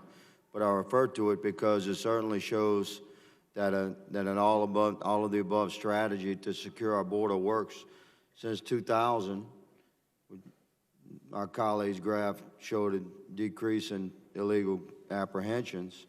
Since 2000, 19 years ago, we've built more than 650 miles of physical barriers along the border to help control illegal crossings. We've deployed sensor technology and increased Border Patrol staffing. This is exactly why a bipartisan solution exists before us, my friends, and it does not make sense to me why this has become a partisan issue since President Trump's election. Physical barriers, technology, enhanced capacity to respond, they work. This does not mean the current crisis does not exist. Let me just put this in context for the American people. Perhaps the most famous invasion in the history of the world, D-Day. 73,000 American troops landed in the D-Day invasion. We have 76,103, according to my numbers, apprehensions along our southern border last month. We have D-Day every month on our southern border. Just to put this in context for America, yes, physical barriers work, enhanced technology works. The ability to respond and arrest, to process works. Of course, none of us want to separate families. We as Congress, we have to fix the laws and allow these law enforcement professionals to do their job. I know the men and women of Border Patrol to be highly professional and patriotic in their mission to secure our border. I know firsthand from my experience as a cop, from my service on this committee, and from standing alongside frontline defenders. Our border agents deserve respect. They certainly have mine. I'd like to highlight two cases, Mr. Chairman, which exemplify the professional manner in which border agents conduct themselves.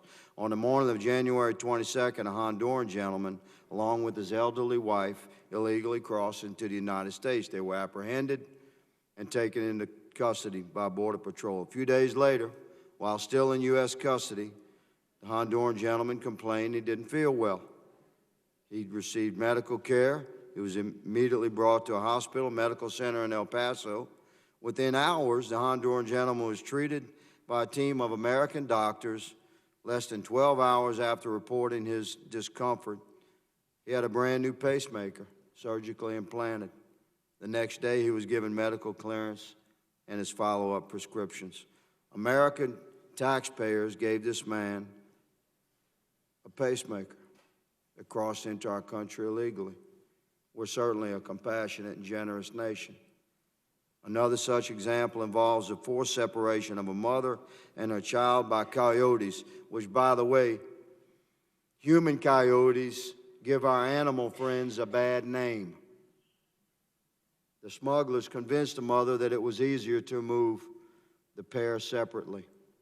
They separated the child from their parents. They left a 3-year-old child on the banks of the Rio Grande. It was Border Patrol agents who rescued that child. It's Border Patrol agents who rescue thousands of people from smuggling and trafficking routes every year. The southwest border is arduous terrain, difficult, inhospitable terrain. Those who choose to come here illegally do so at great risk to themselves, their families, and certainly their children if they bring them. Madam Secretary, please share with America how many rescues did Border Patrol successfully perform last year? Over 4,000, sir. Over 4,000 rescues. Madam Secretary, if you were given more funding and additional qualified agents, would you be able to better secure our border and more compassionately enforce the laws that you have sworn to uphold? Yes, sir. What's important to understand is, first of all, this is a national security concern to protect our borders. Secondly, Congress has directed DHS to take operational control of the border. I cannot do that with these laws and with these resources. Thank you, Madam, and it's our responsibility to change the laws where they need to be changed. I'm committed to work with my colleagues in a bipartisan manner, Mr. Chairman, to change the laws as necessary. It's the law enforcement professionals' job to uphold those laws, and they are doing so now. And I yield. Thank you very much. The gentleman from Louisiana complimented our men and women who are doing this job. For the record, Madam Secretary, how many vacancies do you have in CBP as of this hearing? I'm happy to get back to you. What I can tell you, the good news is last year was the first year that we were able to hire more than who left. So we're reversing the trend there. Give me a guesstimate. Sir, I don't want to guess under oath. I'm happy to get you the number. So if I said you had over 2,000 vacancies, what would you say? I would say I'd be happy to get you that. Respectfully, sir, I don't Does have that sound about right? I will get you the number. 1,000. Sir, I'll get you the number. Please get me the number. Yes, sir. Chair recognizes the gentlelady from Illinois, Ms. Underwood. Thank you, Mr. Chairman. There are a lot of lawyers in this room, and I'm not a lawyer, I'm a nurse. Madam Secretary, I want to be very clear about what the family separation policy is doing to children's mental and physical health. And I want to know if DHS even considered their health when developing these policies. So I only have 5 minutes, so for these questions, I'm looking for a yes or no answer, if you could. When you officially began family separation in spring 2018, were you aware of research showing it causes trauma that can do both immediate and long-term damage to children's health? The information that I was aware of at the time was that the trauma is part of the journey to come up to the border illegally. Okay, so again, we're looking for yes or no answers, ma'am. That was what I do know within the context of the question. Okay, and were you aware that the trauma of family separation is connected to something called toxic stress? I'm not familiar with that term, no. Okay, were you aware that toxic stress can actually change a child's brain because it's still developing? I wasn't familiar with the term. Okay, were you aware that the effects of these traumas are cumulative, that they get worse the longer the trauma goes on? Yes, sorry. I'd like to clarify because we're missing a bigger point here, but yes, ma'am, I'm sorry. Respectfully, Okay. let me answer your questions. Were you aware that the traumatic effects don't go away even if a child is reunited with their family? I understand that they are, no. Okay. Were you aware that family separation can lead to behavioral changes and learning delays for children?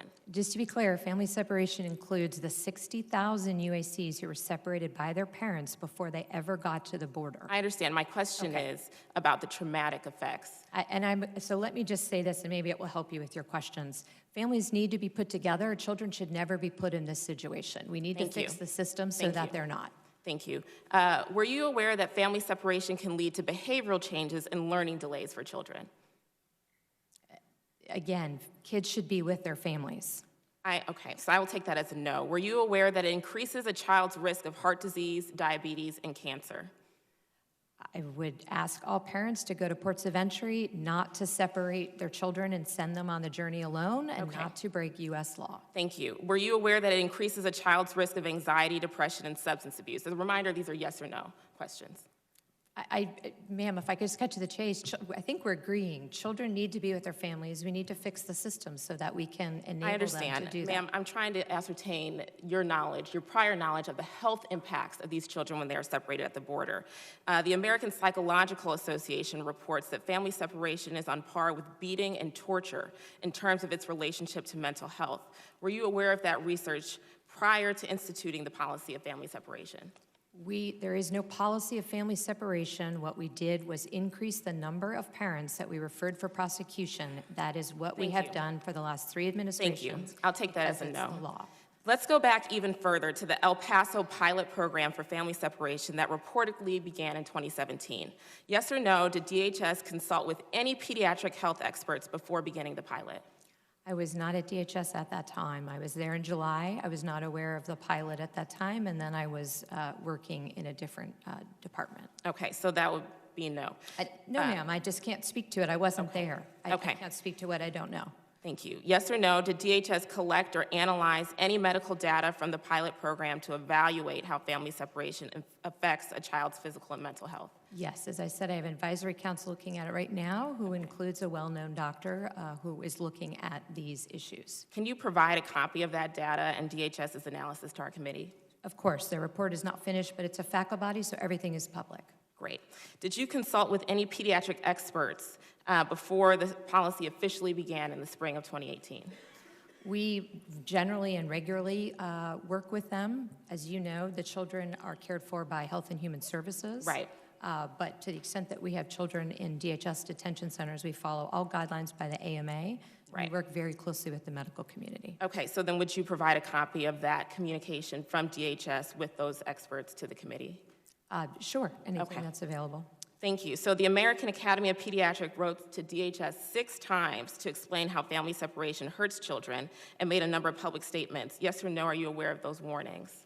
I am, which is why I continue to ask this committee to work with me so that parents do not separate their children. There were 60,000 last year that were separated by their parents. We are talking about 2,000 children that resulted from their parents choosing to break the law, which is why I've continually asked parents to go to a port of entry. Thank you. So from what I've heard today, I'm not sure if DHS was so negligent that they didn't know how traumatic family separation was for children, or if they knew and did it anyways. But in my opinion, both are unacceptable. Tearing kids and their parents apart like this is immoral.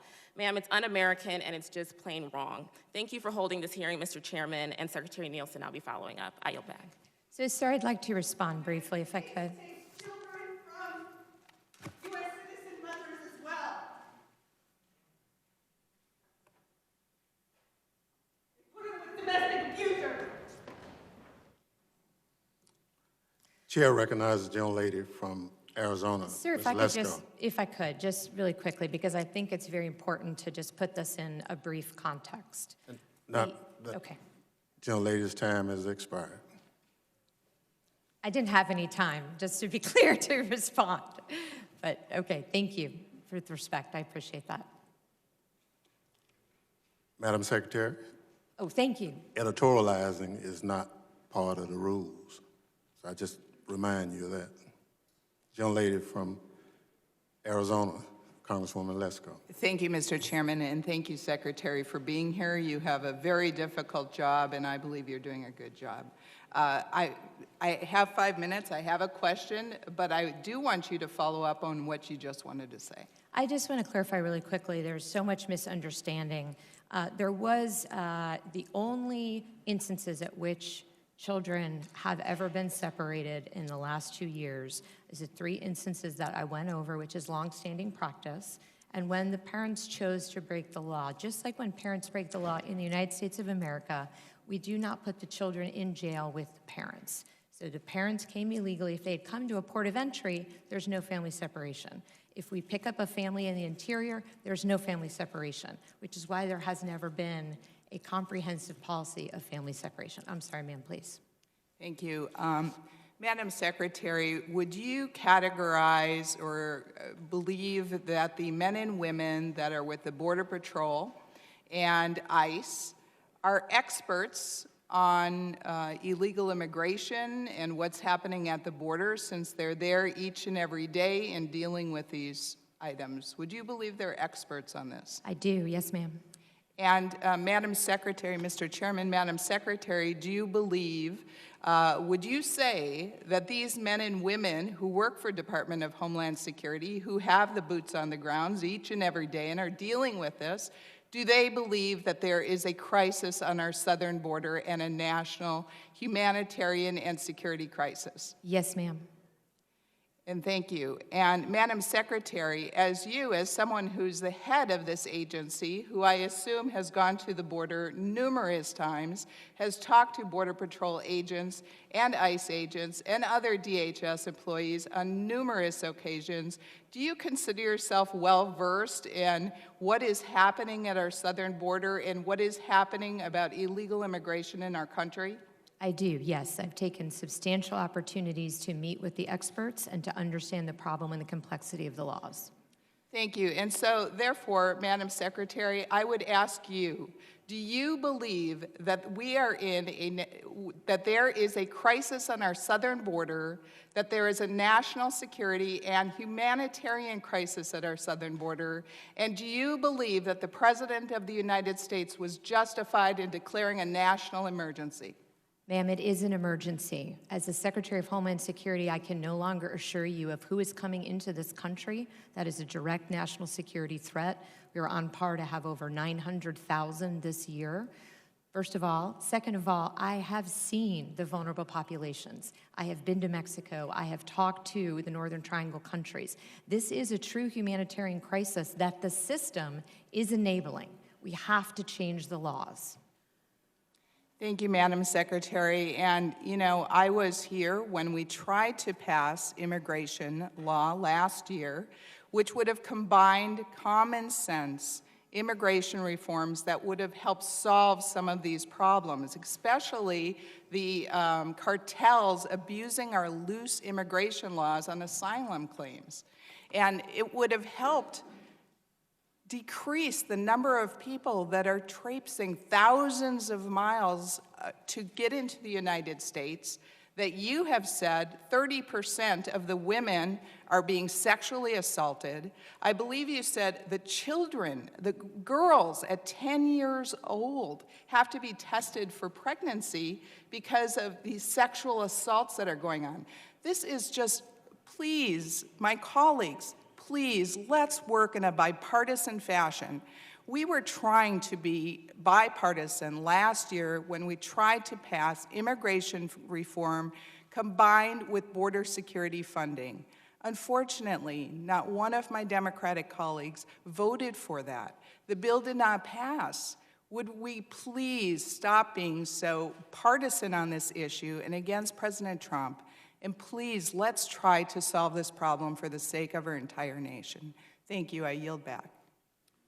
Thank you very much. To the young lady from Arizona, there's no question about bipartisan, but if it's just one side, you know, Democrats do have opinions, and when our opinions are not valued, then we vote against it. A genuine bipartisan effort in this area and other areas would be more than appreciated. Madam Secretary, according to your records, at the end of FY18, there were 3,740 vacancies in CBP. There was 1,815 vacancies in Border Patrol. So I await your numbers, but that's a lot of vacancies. And if we have some problems, some of us would say, let's fill the vacancies that Congress has been so graciously supportive of accommodating you, but almost 5,000 vacancies is a lot of vacancies. Sir, if I could really quickly, we're happy to work with you on that. As you know, we do have new hiring strategies. I will just note that it's a very difficult environment right now. It's a very dangerous job. We have an increase of 40% in assaults on Border Patrol. We are working to hire. We're doing more fairs, more ways. Happy to work with you on that. We agree on the need for Madam Secretary, additional. I look forward to working with you. If you bring it to our attention that it's a problem, we'll work with you. But to my knowledge, it has not been brought to my attention as chair, nor has we ever had a hearing talking about the problems with filling vacancies within that department. If there's an issue to go with it, we'd be more than happy to work with you. Chair now recognizes the young lady from Michigan, Congresswoman Slotkin. Thank you, Mr. Chairman. Thank you, Secretary Nielsen, for coming before us. I represent Michigan, so the northern border. I know we're talking a lot about the southern border. Let's remember that we have significant border locations to our north, and they shouldn't be ignored. I'm also a former CIA officer and DOD official, so I'm a big believer in border security and have spent my life preventing homeland attacks. But I also believe we have to be a country of morals and values. And the separation of children, it didn't matter who you were, where you got your news. The vision of a small child in a cage, separated and crying, I think just hits everyone's heart, and we cannot be a country that perpetuates that. So I just want to understand, separate out from the situation the unaccompanied minors, which are a large group of people. Their parents, you're right, send them up here on their own, coming across the border. Leave that aside, because that was a big problem under the Obama administration, many administrations before. The separation of families, the purposeful separation of families once they arrived as a family unit. Did you initiate the separation of families for the express purpose of deterring families from coming to the United States? No, I did not. Again, the whole purpose of that was to increase consequences for those who choose to break the law. That's a bedrock of our criminal, as you know, the way that our criminal system works. If there's no consequences, we do not see the instances of the crime decreasing. So what we did was we increased the number of prosecutions. We didn't make up the law was already there. Former administrations also referred adult parents for prosecution. We took the prosecution numbers from about 20 to about 55%. So what did you do? I understand it's complicated. We have a big bureaucratic system. When you saw those pictures of babies in cages, what did you do? What did you do to just scream bloody murder up the chain to the president, to say, I cannot represent an agency that is forcing its border patrol to do this? What did you do? So I went to the border. I spoke to the men and women there. I looked at the facilities myself. I talked to HHS to understand and visited their facilities as well to understand the care that they provide to the children once they're in their custody. And then I spent a tremendous amount of time working with the Northern Triangle in Mexico to stop the phenomena closer to the source, to help stabilize those areas so that the children and families are not traveling here. Okay, it just feels like it potentially wasn't enough if we're still dealing with these separations. But just to be clear, we're not. We do not refer parents currently for prosecution, even when they break the law, by entering our country between ports of entry. So switching gears to the northern border, so I'm also very concerned. Our border agents do amazing things every day. We have a much higher volume of traffic of trade coming through our northern border than through our southern border, and I'm concerned about the vacancies. Have any border personnel from the northern border been moved and detailed to the southern border to fill staffing gaps? And can you give me a couple of details on that, if so? Sure. We have surge models throughout the department, whether it's at FEMA, whether it's TSA. We do everything based on risk. So when we saw risk and gaps, we move around the personnel in a temporary fashion to address that gap. I just feel like the attention has all been focused on the southern border, when in reality, the volume of trade and then also the people watch listed, the volume is much higher coming through the northern border. I think you made some misleading statements, and I think it's important to be very, very specific when we're talking about a terrorist threat or watch-listed individuals. Some misleading information about the number of watch-listed individuals coming through our southern border. Can you state for the record, are more watch-listed individuals coming through our northern border or our southern border? So I don't remember actually answering that question. I think the question was about 10 known or suspected terrorists that we stop a day. On the southern border, what I was saying is there's about 3,000 special interest aliens that we've stopped at that border.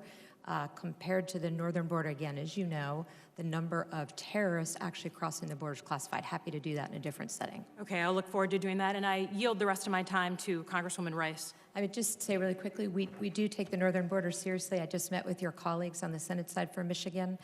We have the border strategy implementation plan coming out soon. We do have a northern border strategy, which you know focuses on security, critical infrastructure, and all of the interdependencies between. So happy to come talk to you more about that. Thank you for not forgetting about us. I appreciate that.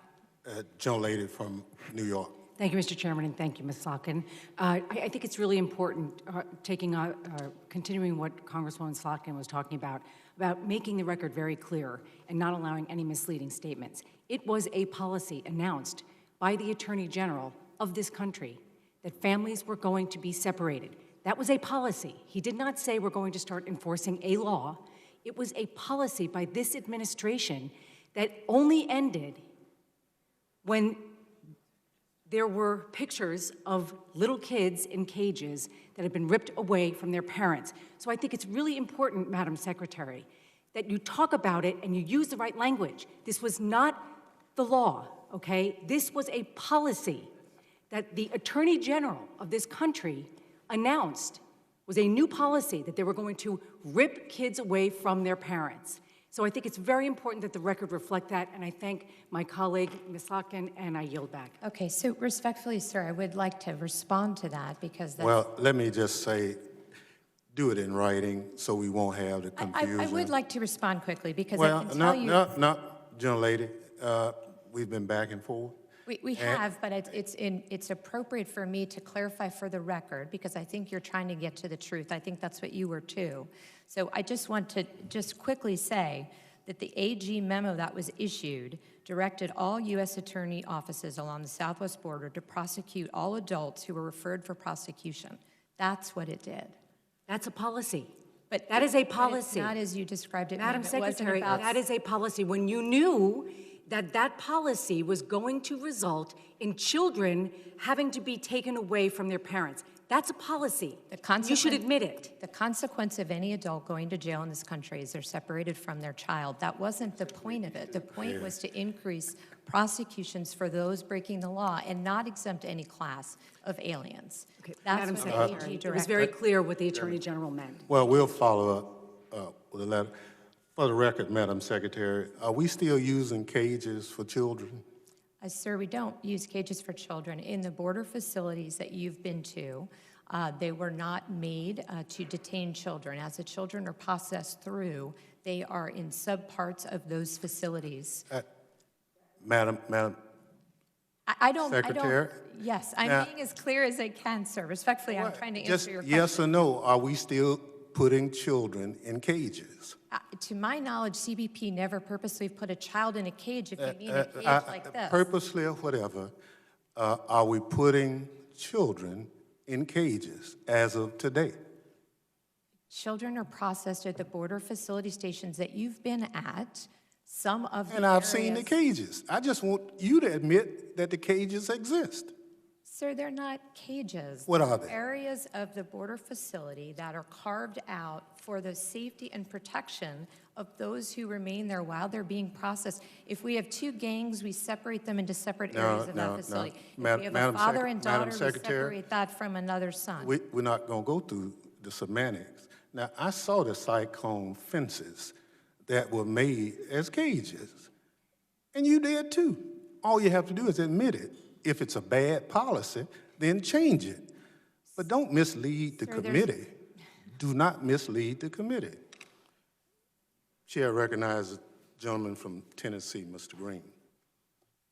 Thank you, Mr. Chairman and Ranking Member and Secretary. Thank you for the hard work that you do, leading probably one of the most diverse departments in all of our government. As an emergency medicine physician, I trained in my emergency medicine residency down in Texas, did some rotations in Austin, Texas. I have pronounced opiate overdoses. I have pronounced those people dead, and it is a horrific thing to have to do. As I understand it, 300 deaths a week in this country are happening due to heroin overdose, and that 90% of that heroin is coming across the southern border. It's been suggested by the folks on the other side of the aisle that that's only at points of entry. And I'd like to ask you if you could tell us about what's happening between the points of entry, the drugs that you guys are seizing, and what you're expecting is going through. Sure. So first of all, this is another example of it's not an either or. We thank this committee and others who supported our request for additional non-intrusive inspection equipment, which will vastly help our interdiction efforts at the ports. We do see criminals continuing to take advantage of gaps between the ports of entry where there is no barrier and smuggle drugs in. We also, unfortunately, see them using families and children as pawns. So often they will send a group of migrants across the border in one area where there's no barrier, while CBP is responding to that location. They then will smuggle drugs nearby through another vulnerable part of the border. There's changing the subject a little bit, there's a New York Times article this, I believe it was Saturday, and the title of the article is "You Have to Pay with Your Body." And it's about a woman who hired a coyote to bring her over the border. Of course, she was assaulted many times during that process. The New York Times article then said that she was held once she got to the United States and repeatedly raped by the coyotes. And I just asked the question, I guess it's 31% of women that are coming across the border this way are having to face similar experiences. How many women does it take being raped before this really is a crisis? Sir, if you're asking my opinion, it's one. It's one child who dies. It's one woman who's raped because the system doesn't need to work that way. We can fix the system to protect vulnerable populations. Thank you. I would agree 100% with you. In regard to the child separation, and there we've talked about the cages here, as I recall, the images that circulated around the internet were actually from the Obama administration. They later found out that the picture that circulated the internet of a child in a cage came from the time frame when it was the Obama administration. My question, doesn't it seem reasonable that if all the investigations that are going on, and you've just recently been subpoenaed to provide information about the names of children that have been separated, unfortunately, they only ask you to go back to the Trump administration, the window of the Trump administration in those subpoenas.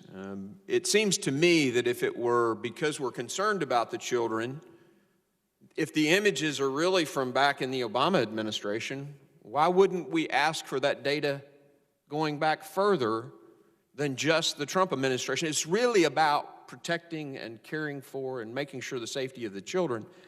Why wouldn't we go back to when the separations really started? And let me just stop you. You don't have to answer that question. I'll answer it for you. It's because this isn't about just the safety of children. It's about slamming the president. Let me ask you this question. It's a hypothetical. I only have a little bit of time left. How many lives could we actually save? Guess. How many lives could we save if we really secured our border? You know, again, I'd be hazarding a guess here, sir, but we have 4,300 that we've saved. If you extrapolate out those, unfortunately, that we find you have died along the journey, hundreds of thousands. Yeah, I would think it would be that number too. How many women, in that, if we were going to multiply the 31% times just this year, how many women in the first few months of this year have come across the border illegally that way that you've processed? I don't have the breakdown of women from family units, but Okay. the family units have continued to go up as you It'd be great to know that number, and then we could multiply it times Doctors Without Borders is 31% and come up with that many women probably got raped this year because of our failed policies. Thank you. I yield. Thank you. The chair now recognizes the young lady from Nevada, Ms. Titus. Thank you, Mr. Chairman. You know, I've been sitting here listening to this for quite a while and just want to make a couple of observations. One is the choreography is just amazing. When the Democrats ask a question, Madam Secretary, you never have the answer. You don't have any of the numbers and you're going to get back to us. But when the Republicans ask a question, boy, you're right on top of that with the statistics and the numbers. You got it all right down there in front of you. I wonder if this has kind of been orchestrated. Second, there's a great deal of obfuscation. We talk about the zero tolerance or family separation. You say it's not a policy, it's the law, you're obeying the law. No, it is a policy, you're not doing it now. If you're not doing it, are you breaking the law? Which is it? Then you said that cybersecurity is a red light that's blinking. That's the most dangerous thing that's facing this country. Yet you requested $8 billion for a wall and only $1.35 billion to deal with cybersecurity. It seems to me a kind of a misplaced priorities there. And then going back to the chairman's point about the number of vacancies in the border and our personnel, I would ask you, and I know this is a topic for tomorrow, but it's kind of interesting that you paid $1.9 million to Accenture to help you with that problem, and they've hired 35 agents. So yeah, I'd say there's a pretty big management problem. But my question is a broader one. We know that we need comprehensive immigration reform. We'd like to see it be bipartisan. We've reached across the aisle since I was first elected here and gotten nothing in return. But it's more than just border control. We need to deal with the dreamers, the DACA recipients, TPS. They're all living in a situation of uncertainty. You testified that you had never met a dreamer last year. I wonder, is that still true? No, ma'am. As you know, they have, under the court case right now, they are legally present, and we continue to renew those who were part of the original application process. So have you talked to this dreamer? Do you know anything about their story? I mean, I've got about, thousands of dreamers, 13,000 actually, dreamers in my district. I know their life stories. I know about their families. I'm not just sitting across the courtroom from them. Have you met with any of them? I think that's why we agree that they deserve a legal status, which is what I've said every time I've testified. I support a legal status for the DACA population. So you don't think the dreamers are a security threat to this country? When they commit a crime or they otherwise fail a background check, as you know, they no longer are covered under the DACA program. Do you feel that they are a security threat to this country? Some of them have committed crimes, they're no longer part of DACA. So by definition, if you are a DACA recipient, you have not committed a crime. Do you feel like they're a threat to our economy?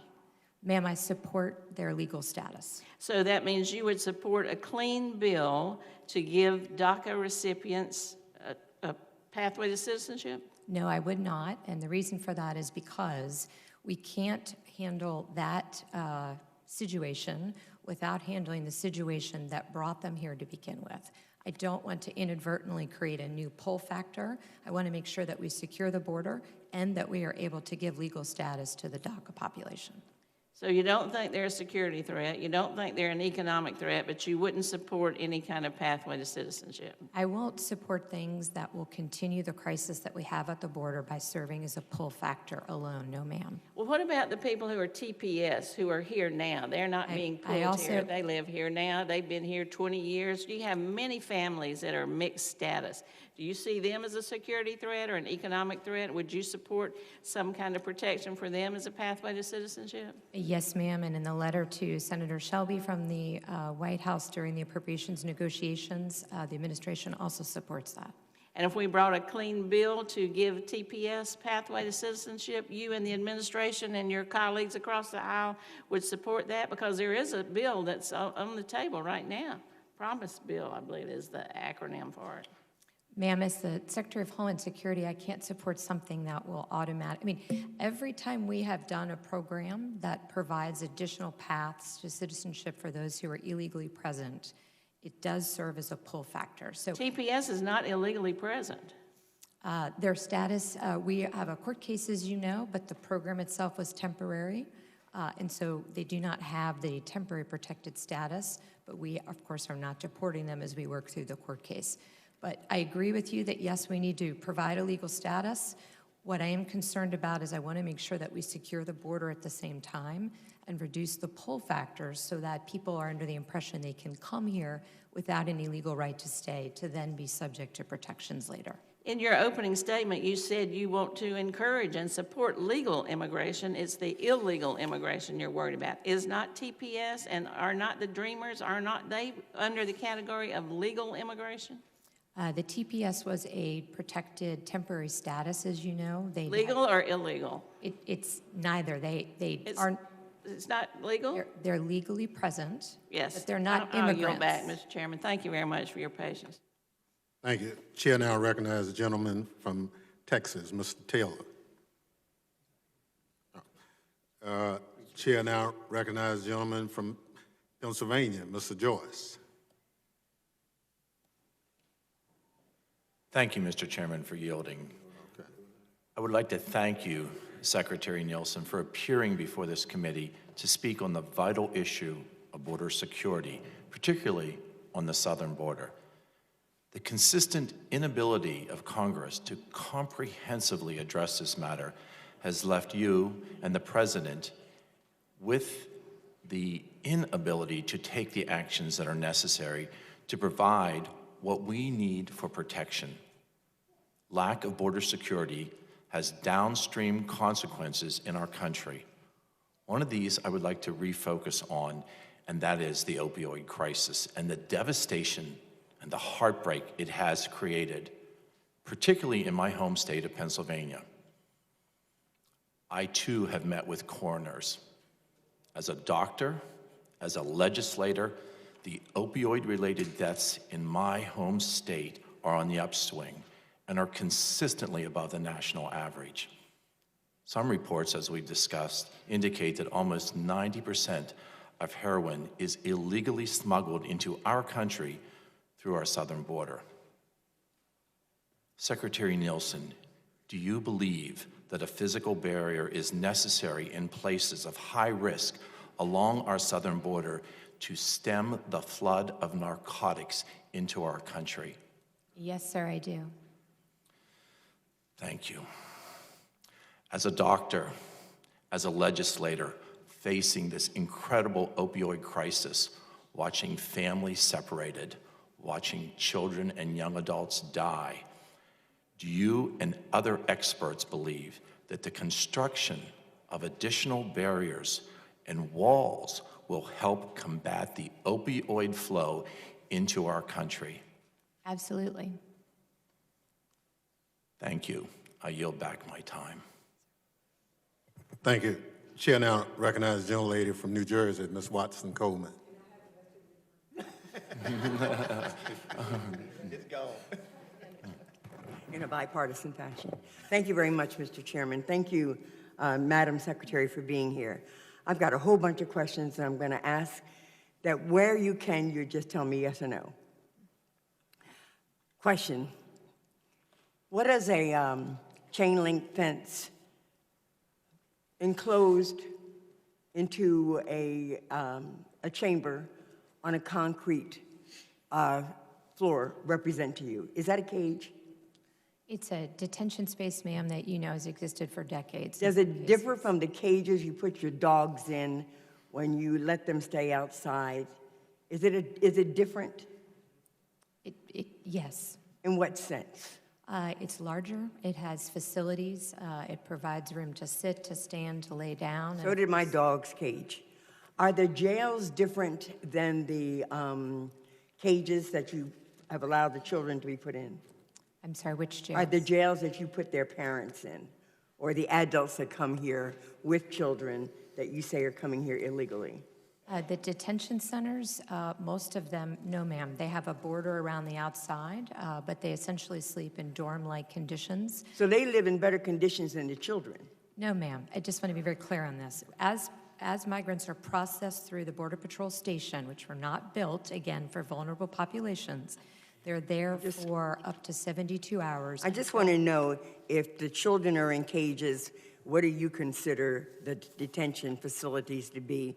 Because I'm suspecting that you're putting children in places that seem to be less livable than these adults. I have a number of questions. I want to start by discussing Marie Juarez, a toddler who died in my home state of New Jersey after being detained by DHS. After fleeing violence in Guatemala, she and her mother were detained by CBP and held in ICE custody at a private facility in Texas. Within a week, Marie began to exhibit upper respiratory symptoms, including congestion, a cough, and a severe fever of 104 degrees. Marie and her mother were released after 3 weeks in custody and cleared for travel to New Jersey by personnel in Texas who did not have the requisite credentials doctors to provide medical clearance. After arriving, her mother took Marie to an emergency room almost immediately. She remained hospitalized for the rest of her life, 6 weeks, dying on Mother's Day last year. Outside doctors made it clear that Marie did not receive the medical care she deserved while in custody of DHS. Secretary, after learning of Marie's death, did you immediately take any action to improve access to the quality of health care at DHS facilities, yes or no?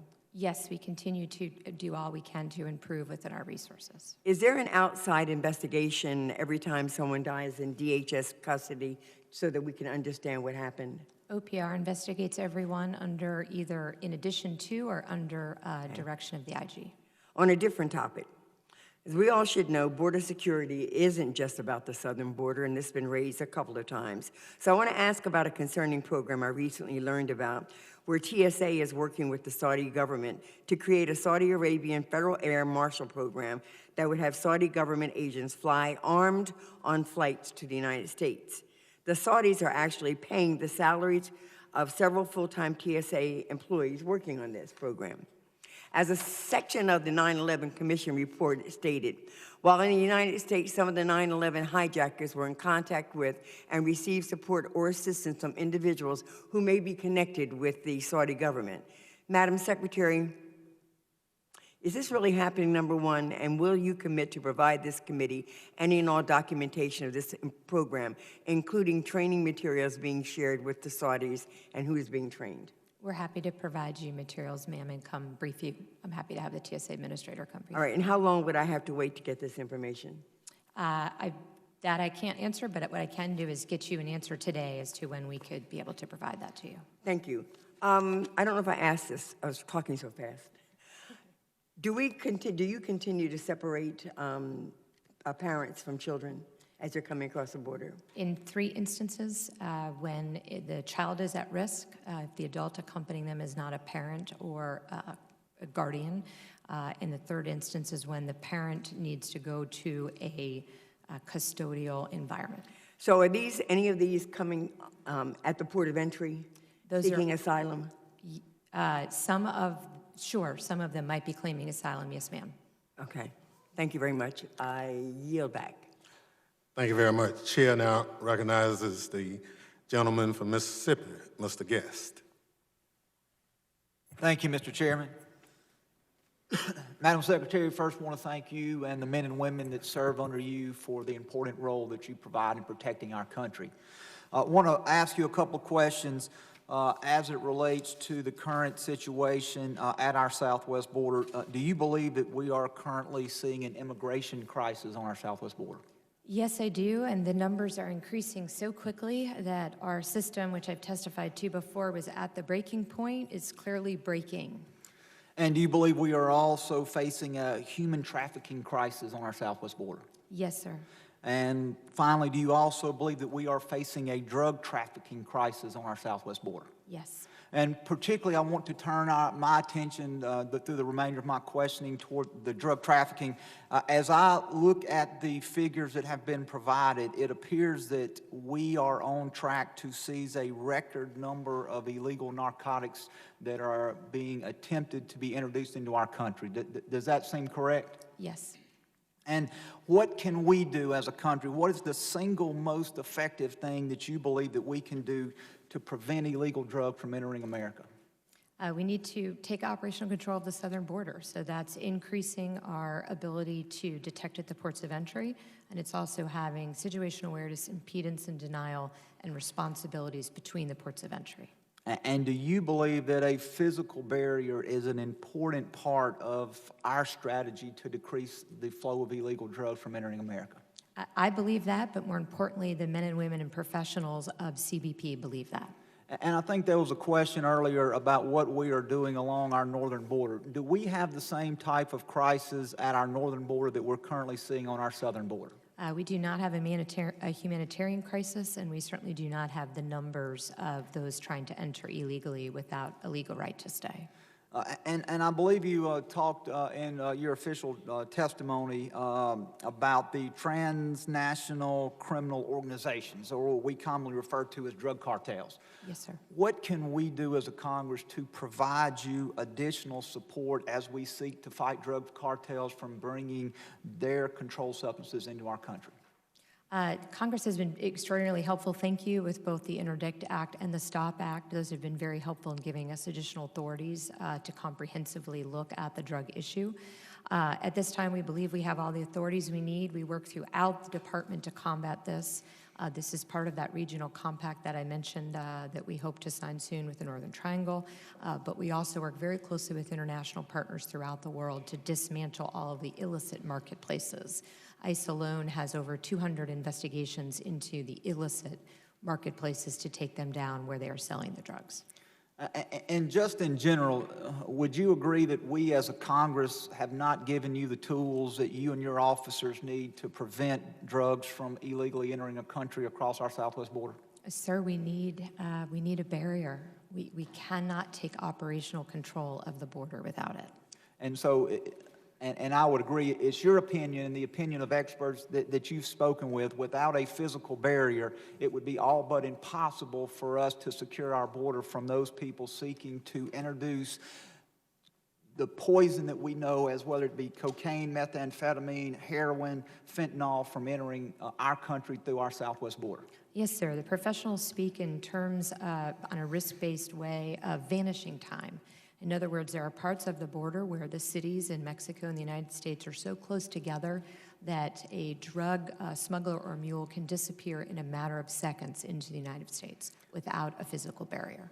And Madam Secretary, wouldn't it be advantageous if we were able to funnel all traffic, whether it be commercial, passenger traffic, through our ports of entry, where we could then concentrate our technology and our manpower on screening individuals and vehicles entering the country there, instead of having to spend man hours and manpower securing the unsecured portion of our border that do not currently have a physical barrier? Yes, sir, and it would reduce the humanitarian crisis. And one final question, Madam Secretary. Some members of Congress have advocated abolishing ICE, the Immigration Customs Enforcement, which is an agency that is under your control. And my question is, would this make our communities safer, or would the American public be placed at greater risk if we as a Congress took the unprecedented move to abolish this needed law enforcement agency? I can say with absolutely certainty that the United States would be unsafer, sir. Part of their mission is anti-trafficking. They do counter child exploitation. They do counter weapons of mass destruction, proliferation. They also help with antiquities and returning illicit goods because they also have customs enforcement. But they are a top-notch investigative unit of the United States government. They are mimicked as a best practice throughout the world. Without them, we would not be able to protect children and victims of trafficking. Thank you. I yield back, Mr. Chairman. Thank you. Chair now recognizes the young lady from California, Ms. Barragan.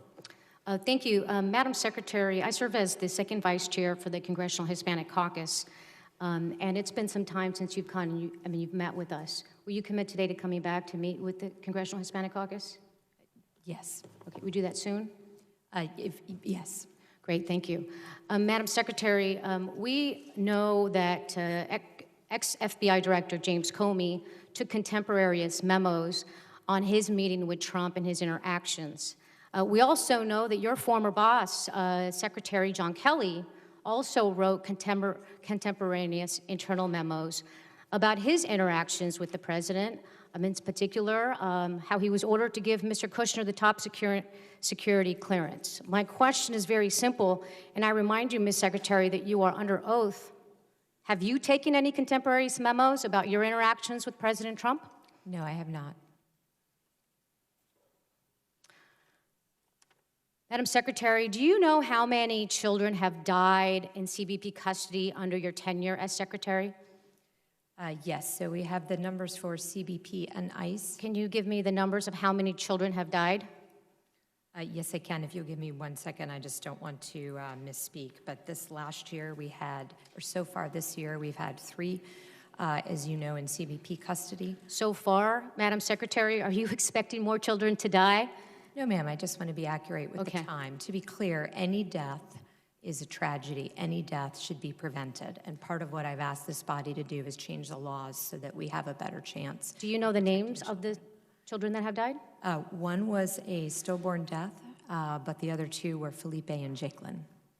Have you spoken to their families at all, Madam Secretary? I have not spoken with their families, no, ma'am. Okay.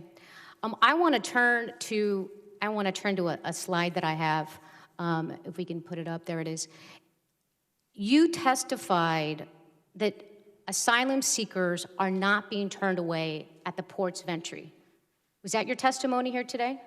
They are not turned away. They are brought in. I'm not sure if you're talking about the Migrant Protection Protocol, but in that case, any asylum seeker who comes to a port of entry, you basically have just said their claim. Okay, well, let me tell you, Madam Secretary, either you're lying to this committee or you don't know what's happening at the border.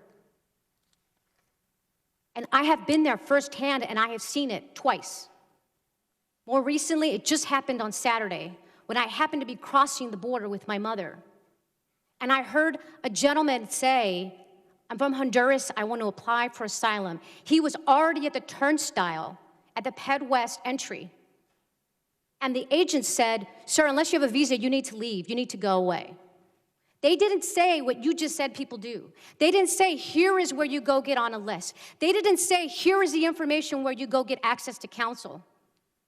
As a matter of fact, I pulled out my phone, I started to record, and you know what? I was asked to stop recording.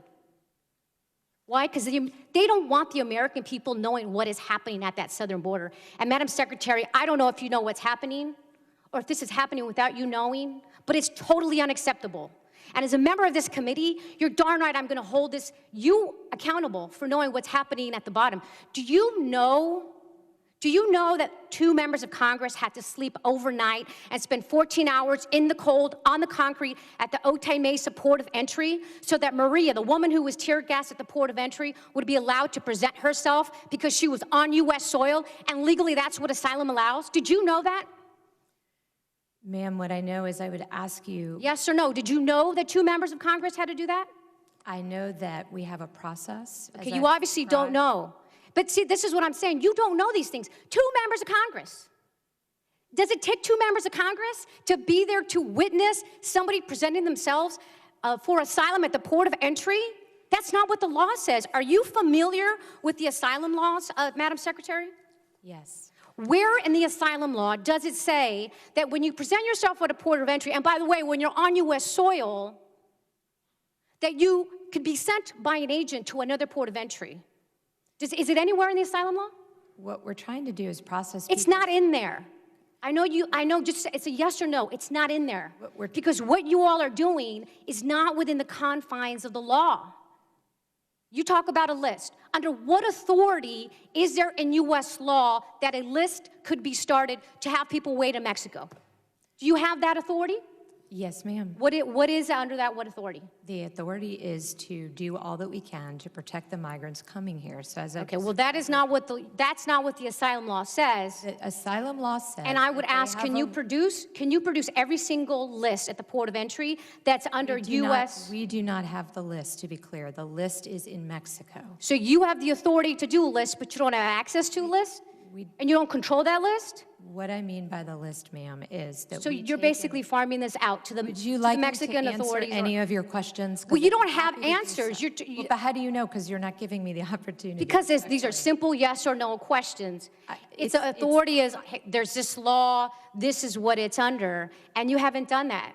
The very last thing I just want to say, because my time is up, is you said that you waited to give direction on how to implement the zero tolerance policy because you wanted to do it with compassion. Do you know how outrageous that sounds? You wanted to separate children and families, and you wanted to do it with compassion. So in the meantime, you didn't do anything at all, and you let kids be separated without tracking them. Do you know how outrageous that is, Madam Secretary? You have no feeling, no compassion, no empathy here. Gentlelady's time has expired. I yield back. Thank you. Chair now recognizes the gentleman from Texas, Mr. Crenshaw. Thank you, Mr. Chairman. Thank you, Madam Secretary, for being here and helping us answer the fundamental question of whether we care about our sovereignty and the rule of law in our country. And unfortunately, I have this now cynical view that I'm not so sure we all agree on that we all value the rule of law and value the ability to manage our border effectively. A lot of questions have come up about the humanity of our policies, as they should.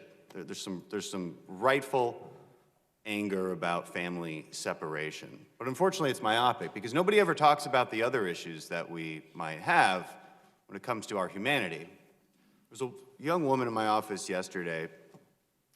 She's from Mexico. She's about 18 years old. She was taken across the border, kidnapped about 5 years ago. On the third attempt, because they were turned back twice by Border Patrol, on the third attempt they made it through, and she was brought to New York City where she was raped approximately 30 times a day for 5 years. I don't know why nobody talks about that kind of stuff. When I was at the border in McAllen, in one day, in one location, 16 kids came across with adults that were not their parents. Further questioning and follow-through led to a stash house with 54 people kidnapped inside in Houston. Nobody talks about that humanity. Those are direct results of the fact that our asylum laws are taken advantage of. That's a direct result of the fact that that woman in my office was allowed to walk straight across the border. Nobody stopped her. There's no wall, nothing. Would have been turned back otherwise and not been in New York City to suffer the absolute nightmare that she did.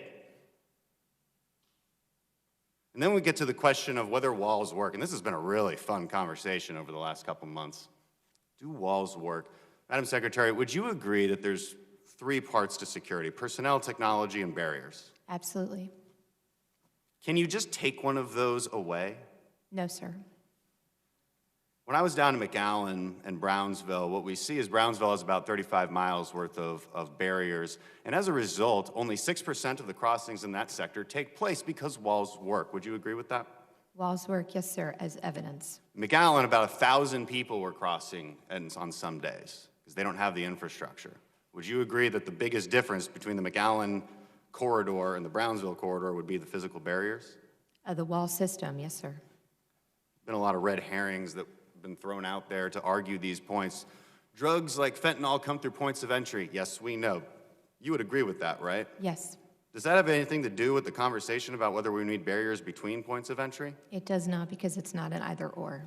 There's always the conversation about we just need more technology because then the border agents can just chase people around as we see, because we can sense them coming through.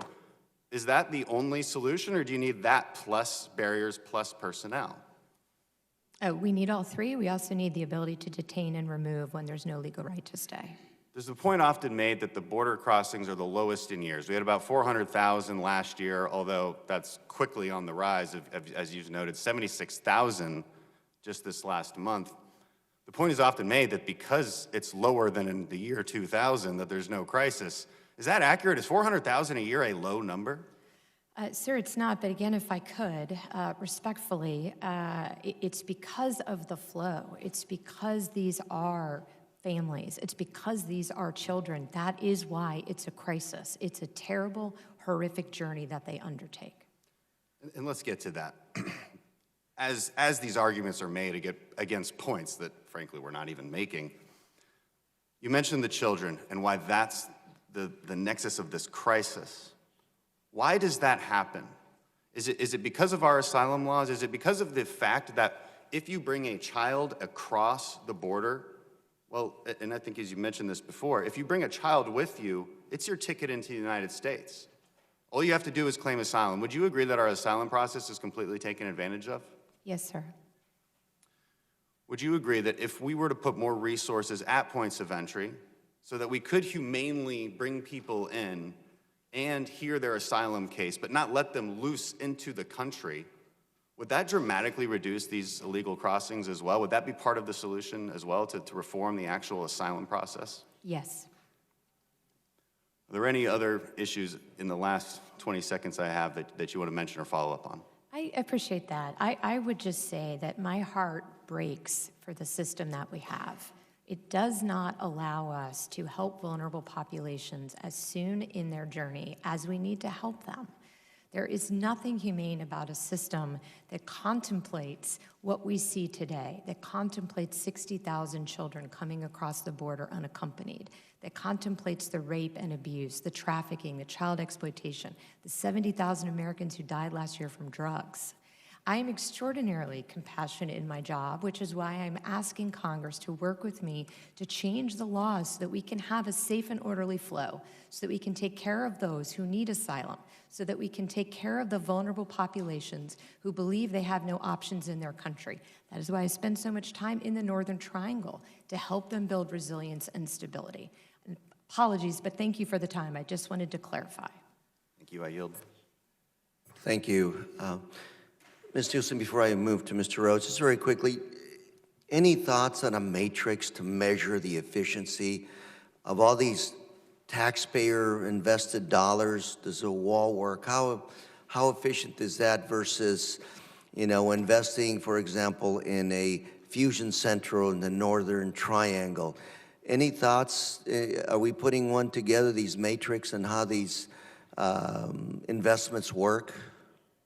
Yes, sir. A lot of that is covered in the Border Security Improvement Plan, but we're happy to come brief you in detail on anything you'd like us to cover. Love to have a Sure. detailed deep dive on these matrices on the efficiency. Now, Mr. Rose, if I can, please. Thank you, Chairman. Madam Secretary, it's good to see you again. And, I want to start off, first of all, I don't doubt your love of this country, and I understand that you're serving it. That's not what this is about. But what this is about here is solving problems and saving lives and upholding our values. My district, Staten Island and South Brooklyn, has lost an ungodly number of people to the opioid epidemic. My district has lost an ungodly number of people to terrorist attacks. So as we look at the facts, I want to make sure that we're operating on the same plane here. First of all, is it true that your data, your own department's data, shows that the vast majority of drugs coming through the border, heroin, methamphetamine, fentanyl, are found at ports of entry? Where we can detect it, yes, sir. In most cases, it's over 80%. Right, but I just want to clarify, we don't know what's coming between Well, so that's what I want to get into next. Okay. So now you could easily say in response to that, that's true, but that's just what we're measuring. Do you have any sense, then, of across the entire border, across the entire country, hypothetically, theoretically, based off your simulations, what percentage of our drugs is coming in from ports of entry or any other sources. What is the breakdown? The breakdown, and I'm happy to show you the modeling. We'd love to come in and chat more. What I can tell you is the instances of interdiction of illicit drugs has gone up across the board. So it's gone up at the ports of entry thanks to new technology, but it's also unfortunately gone up between ports of entry. When you try to compare the two, the majority of the drugs continues to come through the ports of entry, but we're seeing the amount increase between the ports of entry. So the vast majority are still coming in through the ports of entry based off these models? Yes, and thank you for the NII equipment. Yep. So then what my question is what are your priorities based off that model? And please, for the respect of all of our intelligence, because I'm doing my best to respect yours and your service, what are your priorities based off that model to address fentanyl streaming into our country and killing our kids? So what we do, we look at it from a risk-based perspective, today's threats, but we also have to anticipate where the flows go tomorrow, which is why between the ports is concerning. But as you know, we also look at the mail, so we've used the authorities that we have to work to identify the fentanyl coming from China. We're working with China on, they've agreed to make illegal some of the precursors to fentanyl, so we're working there. We have border enforcement security teams throughout the nation where we work with state and locals on investigations to really get at the cartels and the trafficking within the country. And then we work at the source through the National Targeting Center with our international partners to ensure as much as we can that what's... But what I did ask, and again, I'm trying not to be adversarial here, is in terms of based off this model and the fact that you're dealing with limited, not zero-sum amount of funds, your priorities, my understanding, are mail, ports of entry. I did not hear you say, though, that my priority to prevent the children in Staten Island and throughout this country from dying from overdoses is the border wall. So I want to understand here, because that's what we've declared a state of emergency around. Yeah, that's what we declared it around. So I want to understand how many less children will be dying because of this border wall. And I do not understand the math or the science or the planning behind this. That's my issue. I do not understand how this leads to any positive effect on the opioid epidemic, to any positive effect in terms of our efforts at counterterrorism. What models are this based off of? We're happy to come share with you in detail, sir, but in general, the impedance and denial prevents that smuggling through that part of the border where we have physical barrier. So the criminal then has a choice. They can try to smuggle it through the ports of entry where we're also increasing technology, or they go and find another part of the border that is unsecured. So you think that our current stance with this additional investment at ports of entry is satisfactory at this point? No, sir. I think it helps us at the ports of entry, but what we see is the increase of interdiction of drugs between ports of entry. How much more money do you need at our ports of entry? Right now, we have this wonderful influx to get NII machines, so I'd love to get back to you. We're going to see how much more that improves our ability to interdict. Thank you. Thank you, Mr. Rose. If I can call now on Mr. Green, State of Texas. Thank you. Madam Secretary, what happened to give me your tired, your poor, your huddled masses yearning to breathe free, the wretched refuse of your teeming shore? Send these, the homeless, the tempest-tossed, to me. I lift my lamp beside the golden door. What happened? Madam Secretary, asylees are not illegals. Madam Secretary, do you know the number of people who came through Ellis Island? No, sir, not. I do. 12 million. Do you know where they came from? All over the world. I do. Germany, Ireland, Britain, Scandinavian countries, Southern and Eastern Europe. They were not illegals. There was no flotilla in New York Harbor to prevent them from coming to Ellis Island. There was no family separation at Ellis Island. Past administrations have, when asylees were trying to get to this country, found ways to accommodate asylees. They didn't build walls. When the Cubans were fleeing Castro, we created wet foot, dry foot. 1 foot on dry land, and you could walk on in to a pathway to citizenship. Madam Secretary, do you know who Scarface is? I'm sorry. I'll tell you. Al Capone, the son of Italian immigrants. Not all of those people who came through Ellis Island were saints. Scarface was a bootlegger, dealt in prostitution, gambling, one of the greatest criminals this country's ever suffered, the son of immigrants. It's unfortunate. I would never want a Scarface in our country. I don't want MS-13 in our country. But I also don't want to see a wall as a solution to a humanitarian crisis. Madam Secretary, these Border Patrol agents are also victims. The children, but the agents are victims too, because they are required to enforce a corrupt policy, a policy that separates babies from their mothers, places them in cages. I was at the border. I saw those babies locked up on top of each other. We would not treat animals. The Humane Society wouldn't allow it, the way those babies were treated. Madam Secretary, they are victims. You have all of these vacancies in part because a good many people don't want to be a part of that kind of circumstance. They're victims too. The children are victims, and the people who are forced to do what they are doing to these babies are victims too. Madam Secretary, here is the problem. We have surpassed our color quota.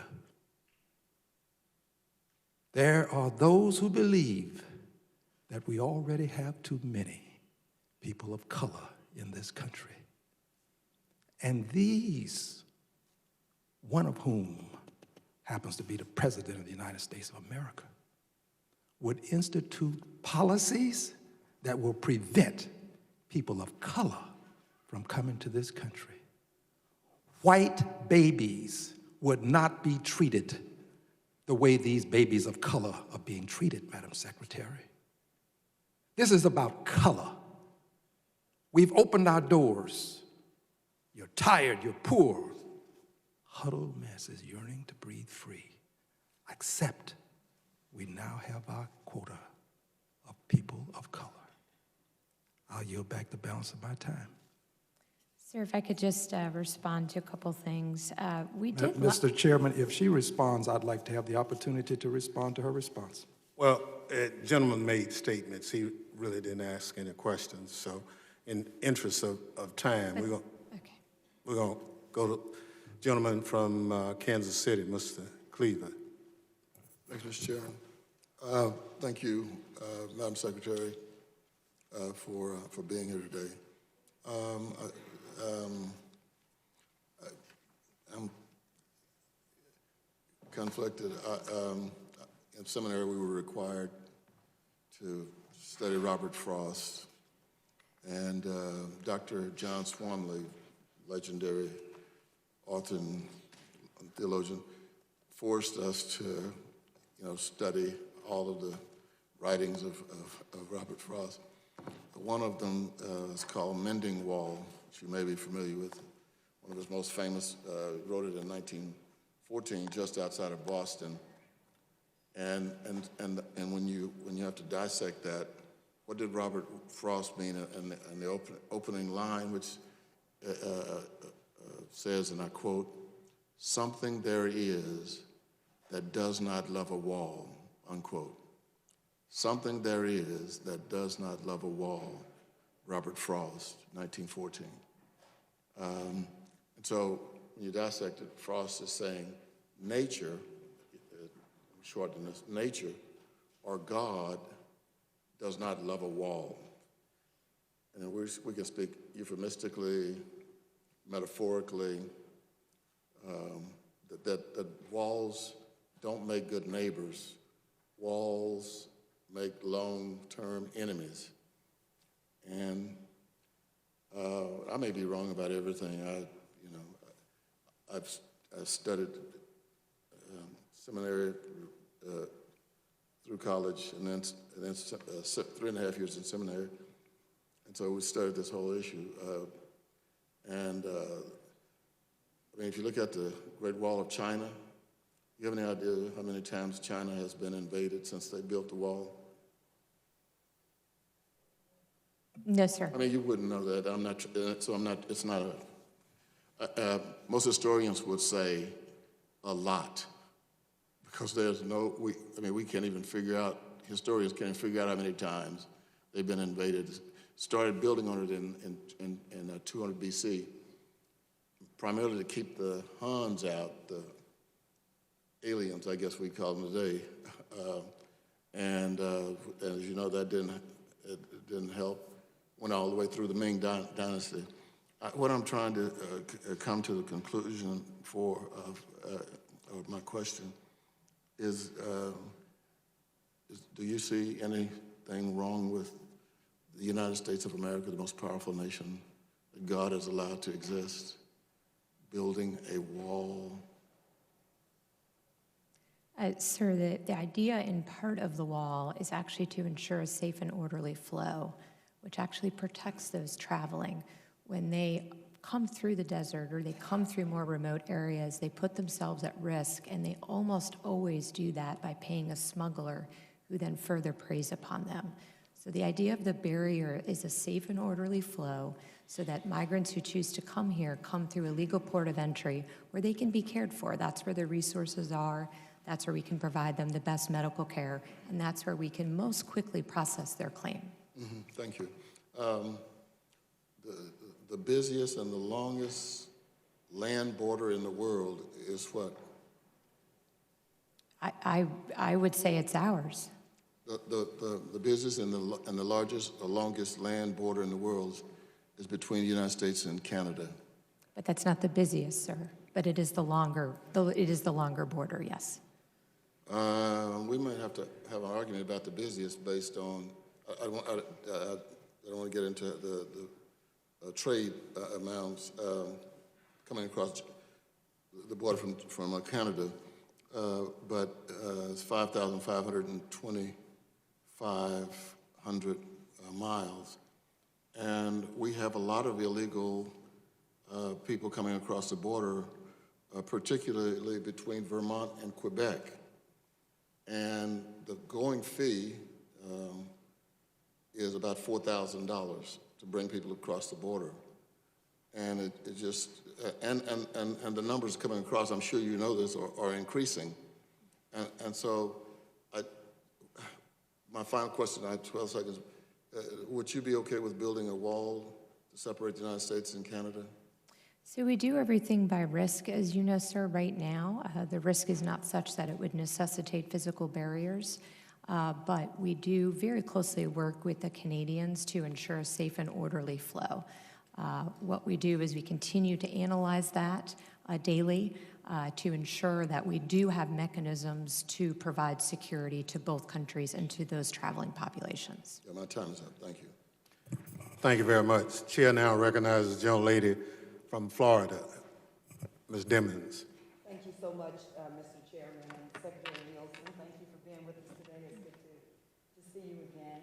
I apologize for being a little late, so you may have already answered this question, but let me just ask you, do you agree with the president declaring a state of emergency at the border? I do believe it's an emergency. Do you think that same system or process could use to address mass shootings in America to make sure that we have the resources that we need to deal with mass shootings?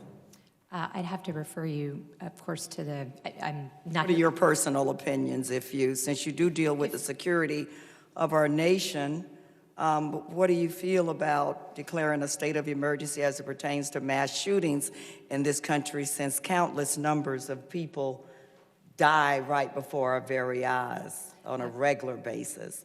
We need to do a lot more. That's a particular authority that the president has, but in general, is it an emergency that we need to address? Yes. So do you think that declaring a state of emergency as it pertains to mass shootings in this country would be a process that the president should consider?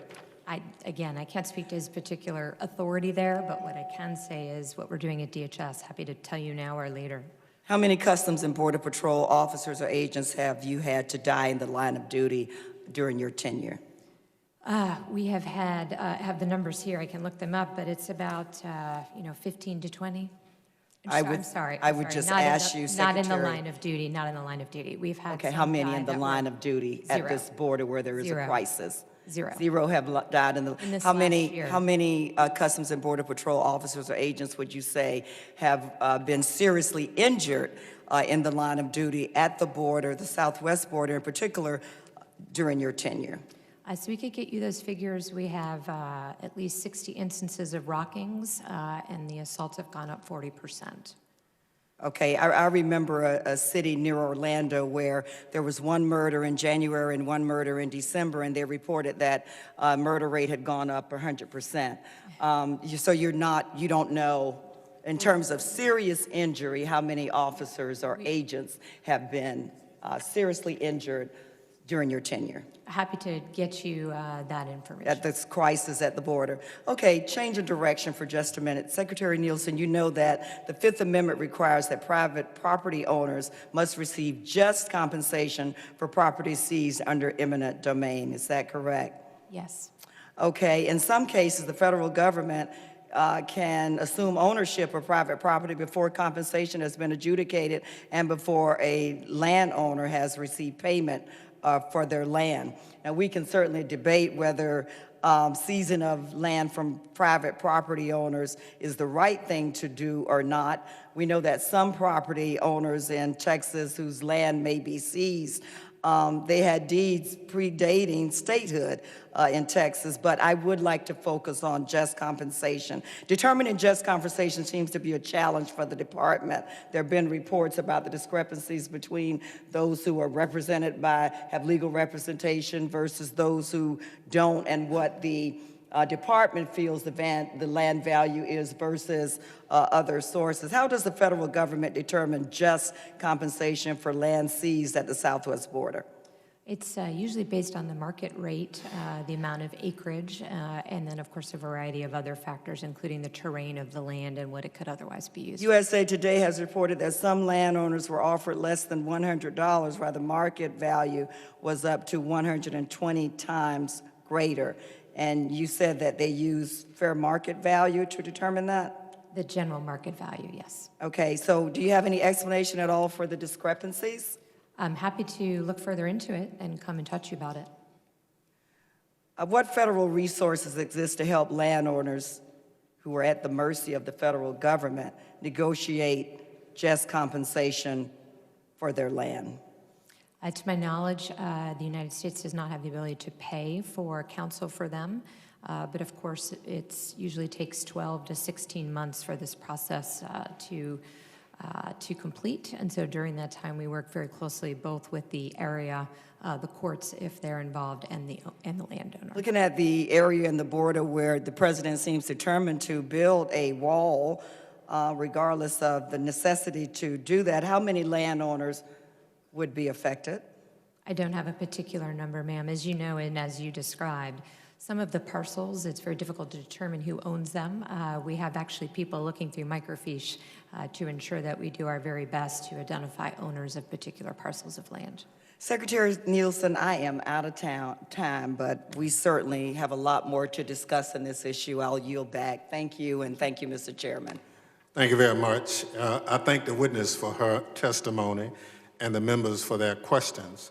I ask unanimous consent to enter statements into the record from organizations regarding asylum seekers, families, and children in DHS's custody and other border security issues. Without objection, the members of the committee may have additional questions for the witness, and we ask that you respond expeditiously in writing to those questions. Pursuant to the committee rules 7D, the hearing record will be held open for 10 days. Hearing no further business, the committee stands adjourned. See you, ma'am. All right.